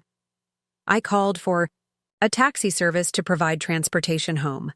But the experience of sitting alone in a medical facility parking lot, waiting for professional transportation after being abandoned by my daughter during a cardiac evaluation, provided me with crystal-clear insight into Jennifer's character and priorities when family support required genuine sacrifice rather than minimal effort. This was the moment when I realized that Jennifer viewed me as an inconvenient obligation rather than a family member deserving care and respect, and that her treatment of me during medical vulnerability revealed exactly how she would handle greater responsibilities and whether she could be trusted with the generational wealth that Robert had worked decades to build and preserve. During the taxi ride home, I made the decision that would change both of our lives forever and teach Jennifer the most expensive lesson about assuming elderly parents are powerless and can be abandoned without consequences when providing support interferes with personal priorities and professional advancement goals. Called my attorney, James Morrison, and scheduled an immediate appointment to make comprehensive changes to my estate planning and property ownership arrangements that would reflect Jennifer's true character as demonstrated during my medical crisis and remove her access to inheritance she had assumed was guaranteed, regardless of how she treated me during vulnerable periods. Mr. Morrison, I need to make immediate and significant changes to my will and property ownership arrangements, I explained during our phone call while riding home from the medical appointment where my daughter had abandoned me. Today's events have revealed character issues that make it clear my daughter cannot be trusted with generational wealth or business responsibilities. Mrs. Richardson, what specific changes are you considering? He asked with appropriate concern about major estate planning decisions made during family conflict and emotional stress. I want to remove Jennifer completely from any inheritance considerations and redirect my entire estate to benefit abandoned elderly patients, medical advocacy programs, and organizations that support family caregivers who demonstrate genuine commitment to elderly relatives during health crises, I explained. That would affect $12.3 million in commercial real estate and other assets, Mr. Morrison confirmed. Can you tell me what prompted this decision? I explained Jennifer's behavior during my cardiac evaluation. Her abandonment when medical testing required more time than she wanted to invest. Her prioritization of client presentations over family medical emergencies, and her assumption that I was powerless and dependent on her assistance while she was actually managing properties I owned and controlled completely. She's demonstrated that she views me as an inconvenient burden rather than a family member deserving care and respect, I concluded. She's made assumptions about my powerlessness and her inheritance rights that have led her to treat me in ways that reveal she doesn't deserve to benefit from wealth she would undoubtedly misuse while continuing to view elderly family members as obstacles to her professional success. Mrs. Richardson, are you certain you want to proceed with these comprehensive changes? Mr. Morrison asked. Estate planning decisions made during family conflicts can sometimes be regretted later if relationships improve or circumstances change. I'm absolutely certain, I replied with the clarity that comes from finally understanding someone's true character after years of hoping for better. Jennifer has shown who she really is when she believed I was vulnerable and dependent on her support. She doesn't deserve to inherit wealth that she would waste while treating future elderly relatives with the same callous disregard she's shown me. The estate planning changes were completed that week. While Jennifer was congratulating herself on successfully managing her client presentation and maintaining her professional reputation despite my unnecessary medical appointment and inefficient scheduling that had threatened to disrupt her important business commitments, my new will directed the entire $12.3 million commercial real estate portfolio to a charitable trust that would provide financial assistance to elderly people facing family abandonment during medical crises, fund improvements to medical facilities that serve elderly patients, and support advocacy programs that protect vulnerable adults from family exploitation and neglect. Jennifer would inherit nothing, and the wealth she had assumed was her birthright would instead benefit thousands of elderly people who faced situations similar to mine. Family members who prioritized personal convenience over caring for aging relatives during health challenges and medical emergencies. 3 days after my cardiac appointment, Jennifer called to inquire about my test results and treatment recommendations, apparently assuming that her abandonment at the medical facility was forgotten and that our relationship could return to normal now that her client presentation had been successfully completed. "Mom, how did your heart appointment go on Tuesday?" she asked with casual interest, as if checking in on routine medical testing rather than acknowledging that she had abandoned me during a cardiac evaluation that revealed serious health problems requiring ongoing treatment. Dr. Peterson diagnosed atrial fibrillation that requires medication and regular monitoring, I replied, testing whether she would show genuine concern about my cardiac condition or continue prioritizing her own interests and schedule. "That sounds manageable," she responded with relief that suggested her primary concern was that my health problems wouldn't create ongoing inconvenience for her schedule. Is it something that can be controlled with medication, or will you need regular medical appointments that require transportation assistance? It's manageable with proper treatment and follow-up care, I said, noting that her immediate concern was whether my cardiac condition would require family support that might interfere with her professional commitments. Good. I'm glad it wasn't. Anything seriously complicated? Jennifer replied with obvious satisfaction that my health problems wouldn't significantly impact her lifestyle or schedule. I was concerned that the cardiac testing might reveal problems that would require major lifestyle changes or intensive medical treatment.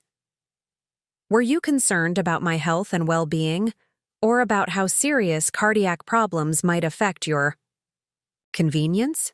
I asked directly, curious about whether she would acknowledge her abandonment or continue pretending that her behavior had been appropriate and reasonable. Mom, that's not fair, Jennifer protested defensively. Of course I was concerned about your health, but I also have professional responsibilities and career commitments that I can't ignore every time you have medical appointments. It's important to maintain perspective about what constitutes actual medical emergencies versus routine health care that can be managed independently. Jennifer, cardiac evaluation that reveals atrial fibrillation isn't routine health care, I replied, feeling disappointed but not surprised by her continued focus on justifying her abandonment rather than acknowledging that her behavior had been inappropriate and hurtful. And leaving me stranded at a medical facility after cardiac testing isn't maintaining professional responsibilities. It's abandoning family members during health crises because providing support interferes with your personal priorities. I didn't abandon you, she argued with indignation that suggested she genuinely believed her behavior had been reasonable and justified. I provided transportation to your appointment and made arrangements for you to get home when the medical testing took longer than expected. That's not abandonment. That's practical problem-solving when medical appointments conflict with work schedules. Most people handle medical transportation independently without expecting family members to rearrange their entire schedules and sacrifice career opportunities for medical appointments that aren't life-threatening emergencies. Jennifer was continuing to minimize my cardiac condition and justify her abandonment by framing her behavior as normal and reasonable, rather than recognizing that her treatment of me during medical vulnerability had revealed fundamental character flaws that would determine her access to inheritance and family relationships going forward. Over the following weeks, as I adjusted to cardiac medication and follow-up care, Jennifer's interactions with me revealed that she assumed our relationship would continue exactly as before, with her managing Robert's properties while expecting to inherit everything regardless of her treatment of me during medical crises and family emergencies. She continued visiting monthly to discuss property management issues, suggesting rental increases and maintenance changes that would maximize short-term profits, and positioning herself as the logical person to take over full ownership and control of the commercial real estate portfolio that she believed would eventually transfer to her through normal inheritance arrangements. Mom, I've been thinking more about transitioning property management responsibilities to me, she announced during one of her visits in early April, apparently assuming that her abandonment during my cardiac appointment had been forgotten and forgiven. Now that your heart condition is under control and I've established myself professionally, it would make sense to start transferring ownership gradually so I can implement strategic improvements and build long-term business relationships that will benefit the entire family's financial future. What makes you think the properties will be transferred to you? I asked, curious about her assumptions regarding inheritance arrangements and whether she had considered how her treatment of me might affect estate planning decisions. Well, obviously, I'm your daughter and the logical heir to Dad's business empire, she replied with confidence that suggested she had never seriously considered alternative inheritance arrangements or the possibility that her behavior could affect her access to family wealth. I've been managing the properties successfully. I have professional experience in commercial real estate, and I understand the business requirements for maintaining and growing the portfolio's value over time. Jennifer, inheritance isn't automatic. I said, beginning to hint that her assumptions about guaranteed wealth transfer might be incorrect. Estate planning reflects family relationships, demonstrated character, and evidence that inheritors can be trusted with generational wealth and business responsibilities. What do you mean? She asked with the first signs of concern that her inheritance expectations might not be as secure as she had assumed. I mean that how you treat family members during vulnerable periods reveals your character and determines whether you can be trusted with substantial wealth and business responsibilities, I explained, watching her carefully for signs that she understood the implications of her behavior during my medical crisis. Your treatment of me during my cardiac appointment and ongoing health management reveals your priorities and values when family support requires personal sacrifice rather than minimal effort. Mom, I've been helping you with the properties and providing support when you need it, Jennifer protested with defensiveness that suggested she was beginning to understand that her inheritance might not be guaranteed regardless of her behavior. I had important work commitments that couldn't be canceled for medical appointments that weren't actual emergencies. That doesn't mean I don't care about you or wouldn't be there for real family crises.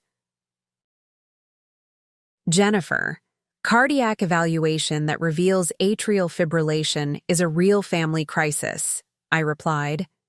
And abandoning me at a medical facility to protect your client presentation revealed exactly how you prioritize family responsibilities versus personal convenience when genuine support requires sacrifice.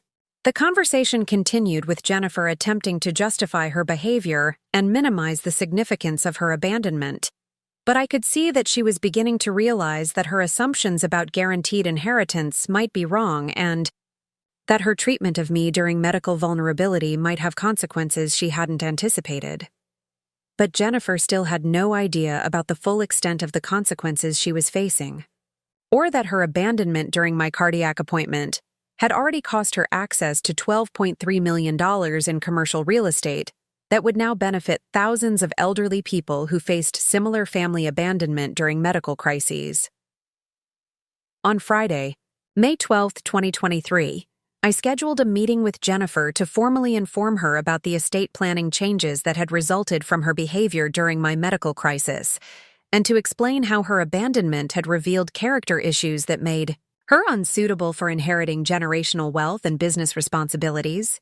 Jennifer, I need to discuss some important changes to my estate planning and property ownership arrangements, I announced when she arrived at my house for what she assumed would be another routine conversation about business management and her gradual transition to property ownership. What kind of changes? She asked with immediate concern, apparently sensing that this conversation might affect her inheritance expectations and financial future in ways she hadn't anticipated. I've removed you completely from my will and redirected my entire estate to charitable organizations that support elderly people facing family abandonment during medical crises, I explained directly, watching her face as the magnitude of her loss became clear. You've what? Jennifer asked with shock and disbelief, unable to process that her inheritance assumptions had been completely wrong and that her behavior had cost her access to wealth beyond her comprehension. I've disinherited you completely, I repeated, calmly. The $12.3 million commercial real estate portfolio that you've been managing will now benefit elderly people who face situations similar to what I experienced when you abandoned me during my cardiac appointment. But Mom, you can't disinherit me over a misunderstanding about medical appointments, Jennifer protested with desperation as she began to understand the financial implications of her abandonment. It wasn't a misunderstanding, I corrected. It was a deliberate choice to abandon me during a medical crisis because providing family support interfered with your client presentation and professional convenience. I thought you were just having routine testing. Jennifer, cardiac evaluation that reveals atrial fibrillation is a real family crisis, I replied. And abandoning me at a medical facility to protect your client presentation revealed exactly how you prioritize family responsibilities versus personal convenience when genuine support requires sacrifice. The conversation continued with Jennifer attempting to justify her behavior and minimize the significance of her abandonment, But I could see that she was beginning to realize that her assumptions about guaranteed inheritance might be wrong and that her treatment of me during medical vulnerability might have consequences she hadn't anticipated. But Jennifer still had no idea about the full extent of the consequences she was facing, or that her abandonment during my cardiac appointment had already cost her access to $12.3 million in commercial real estate that would now benefit thousands of elderly people who faced similar family abandonment during medical crises. On Friday, May 12, 2023, I scheduled a meeting with Jennifer to formally inform her about the estate planning changes that had resulted from her behavior during my medical crisis, and to explain how her abandonment had revealed character issues that made her unsuitable for inheriting generational wealth and business responsibilities. Jennifer, I need to discuss some important changes to my estate planning and property ownership arrangements, I announced when she arrived at my house for what she assumed would be another routine conversation about business management and her gradual transition to property ownership. What kind of changes? She asked with immediate concern, apparently sensing that this conversation might affect her inheritance expectations and financial future in ways she hadn't anticipated. I've removed you completely from my will and redirected my entire estate to charitable organizations that support elderly people facing family abandonment during medical crises, I explained directly, watching her face as the magnitude of her loss became clear. You've what? Jennifer asked with shock and disbelief, unable to process that her inheritance assumptions had been completely wrong and that her behavior had cost her access to wealth beyond her comprehension. I've disinherited you completely, I repeated, calmly. The $12.3 million commercial real estate portfolio that you've been managing will now benefit elderly people who face situations similar to what I experienced when you abandoned me during my cardiac appointment. But Mom, you can't disinherit me over a misunderstanding about medical appointments, Jennifer protested with desperation as she began to understand the financial implications of her abandonment. It wasn't a misunderstanding, I corrected. It was a deliberate choice to abandon me during a medical crisis because providing family support interfered with your client presentation and professional convenience.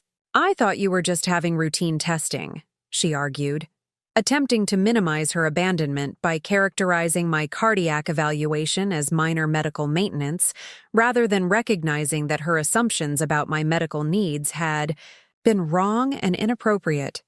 Jennifer, you didn't care whether my testing was routine or serious, I replied. You cared about whether supporting me would interfere with your work schedule. That revealed your true priorities when family support required genuine sacrifice rather than minimal effort.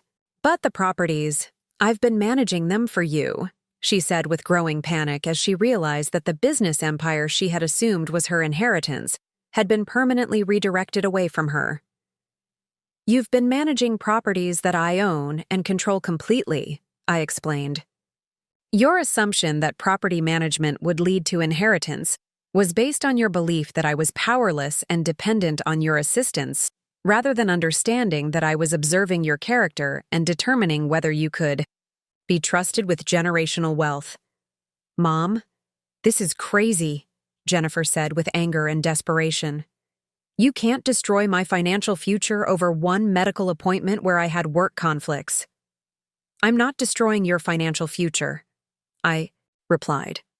I'm protecting wealth that you would waste while continuing to treat elderly family members as inconvenient obligations rather than people deserving care and respect. You have a college education, professional experience, and the ability to build your own career success, but you don't have the character necessary to handle inherited wealth responsibly. The conversation continued for over an hour, with Jennifer alternating between anger, bargaining, guilt tactics, and attempts to convince me that her abandonment had been justified and that she deserved inheritance regardless of her treatment of me during medical vulnerability. But the estate planning changes were final and irreversible. Jennifer had lost access to $12.3 million because she had assumed her elderly mother was powerless and could be abandoned during medical crises without consequences.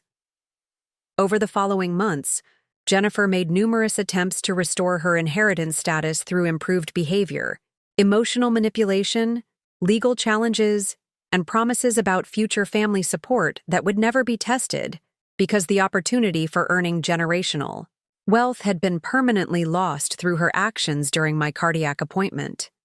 The commercial properties she had been managing were transferred to professional management companies that would maintain Robert's philosophy of balanced tenant relationships and long-term value preservation while generating income for charitable organizations that supported elderly people facing family abandonment and medical advocacy programs. Jennifer's attempts to continue managing the properties were terminated, and she was forced to build her career success independently rather than benefiting from the business relationships and financial advantages that inheritance would have provided. 6 months after the estate planning changes, Jennifer's attempts to maintain contact gradually decreased as she realized that her inheritance expectations had been permanently eliminated and that I was no longer a source of financial opportunity or business advantages for her career development. My cardiac condition remained well controlled with medication and regular monitoring, but more importantly, the medical crisis had provided invaluable education about family relationships and the difference between genuine care and you have the right to modify estate planning and inheritance arrangements based on how family members actually treat you during medical vulnerability, including through financial consequences that reflect the true cost of abandonment and the value of genuine family loyalty during health crises. Trust me when I tell you that sometimes the most empowering thing you can do is allow family members to experience the financial consequences of assuming elderly relatives are helpless and can be abandoned without repercussions when medical support requires genuine sacrifice rather than minimal effort. The estate planning changes I made weren't punishment. They were education about the true cost of prioritizing personal convenience over family loyalty and the expense of assuming that elderly parents are financially powerless and unable to defend themselves against abandonment and exploitation during medical vulnerability. Jennifer learned that elderly family members who appear dependent on others for medical transportation may actually control substantial resources and have the power to reward genuine care or punish abandonment and betrayal through inheritance. Decisions that reflect their true character and priorities when family support requires real sacrifice. The $12.3 million inheritance that Jennifer lost will now provide assistance to thousands of elderly people facing similar family abandonment during medical crises, fund improvements to medical facilities that serve elderly patients, and support advocacy services that protect vulnerable adults from exploitation and neglect by family members who view them as burdens rather than recognizing their worth and dignity. Sometimes the most loving thing you can do for future generations of elderly people is to demonstrate that exploiting medical vulnerability and assuming financial helplessness can result in consequences more expensive than most people can imagine, and that family loyalty during health crises should be genuine rather than conditional on convenience and minimal time investment. What would you have done if your family abandoned you during a serious medical appointment because helping you interfered with their work schedule? Have you ever been exploited by family members who made assumptions about your vulnerability and inability to defend yourself during health challenges? Share your thoughts in the comments below, and let me know if this story has inspired you to examine your own estate planning and family relationship dynamics. And if you found this story of reclaiming power and demanding genuine care during medical vulnerability resonating with you, make sure to like this video and subscribe for more stories of people who chose dignity and autonomy when others tried to exploit their apparent helplessness during health crises. Sometimes being abandoned at a doctor's office can lead to the most expensive education about the cost of assuming elderly parents are financially powerless, and the warmest appreciation for the thousands of elderly people who will now benefit from resources that were almost wasted on family members who demonstrated they didn't deserve the privilege of inheritance through their actions during times of perceived medical vulnerability. Remember, your worth isn't determined by your apparent need for medical assistance. Your power doesn't disappear during health challenges, and your inheritance decisions should reflect the true character of people who claim to care about you when they believe you have nothing to offer in return except inconvenience and schedule disruption. Thank you for watching.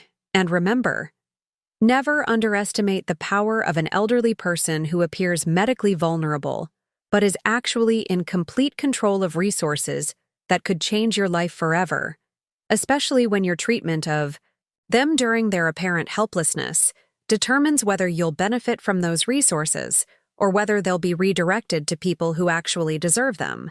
The medical appointment that Jennifer thought was just routine health care became the most expensive mistake of her life, and the inheritance she assumed was her birthright became a charitable legacy that will benefit thousands of elderly people who face similar abandonment and exploitation during medical crises. Sometimes justice comes with compound interest, calculated over decades of wealth building, and payable in full to those who demonstrate that elderly family members deserve respect, dignity, and genuine care regardless of their apparent medical vulnerability or ability to compensate family members for their time and attention during health challenges.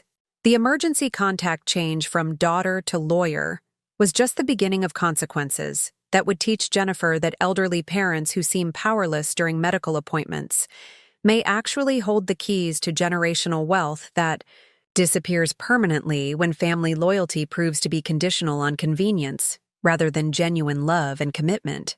And sometimes, the best inheritance you can leave is the lesson that treating elderly people with dignity and respect during their most vulnerable moments isn't just the right thing to do.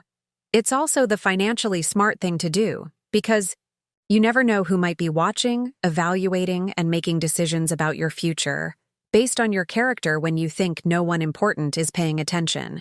The 6 hours I spent alone at Phoenix Heart Institute became the most valuable time Jennifer never invested in our relationship, and the most expensive lesson about the true cost of assuming that elderly parents are powerless, dependent, and unable to defend themselves against abandonment when family support requires genuine sacrifice rather than minimal effort.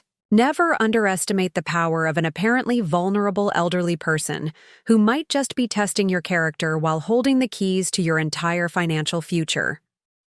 Up next, you've got 2 more standout stories right on your screen. If this one hit the mark, you won't want to pass these up. Just click and check them out, and don't forget to subscribe and turn on the notification bell so you don't miss any upload from us.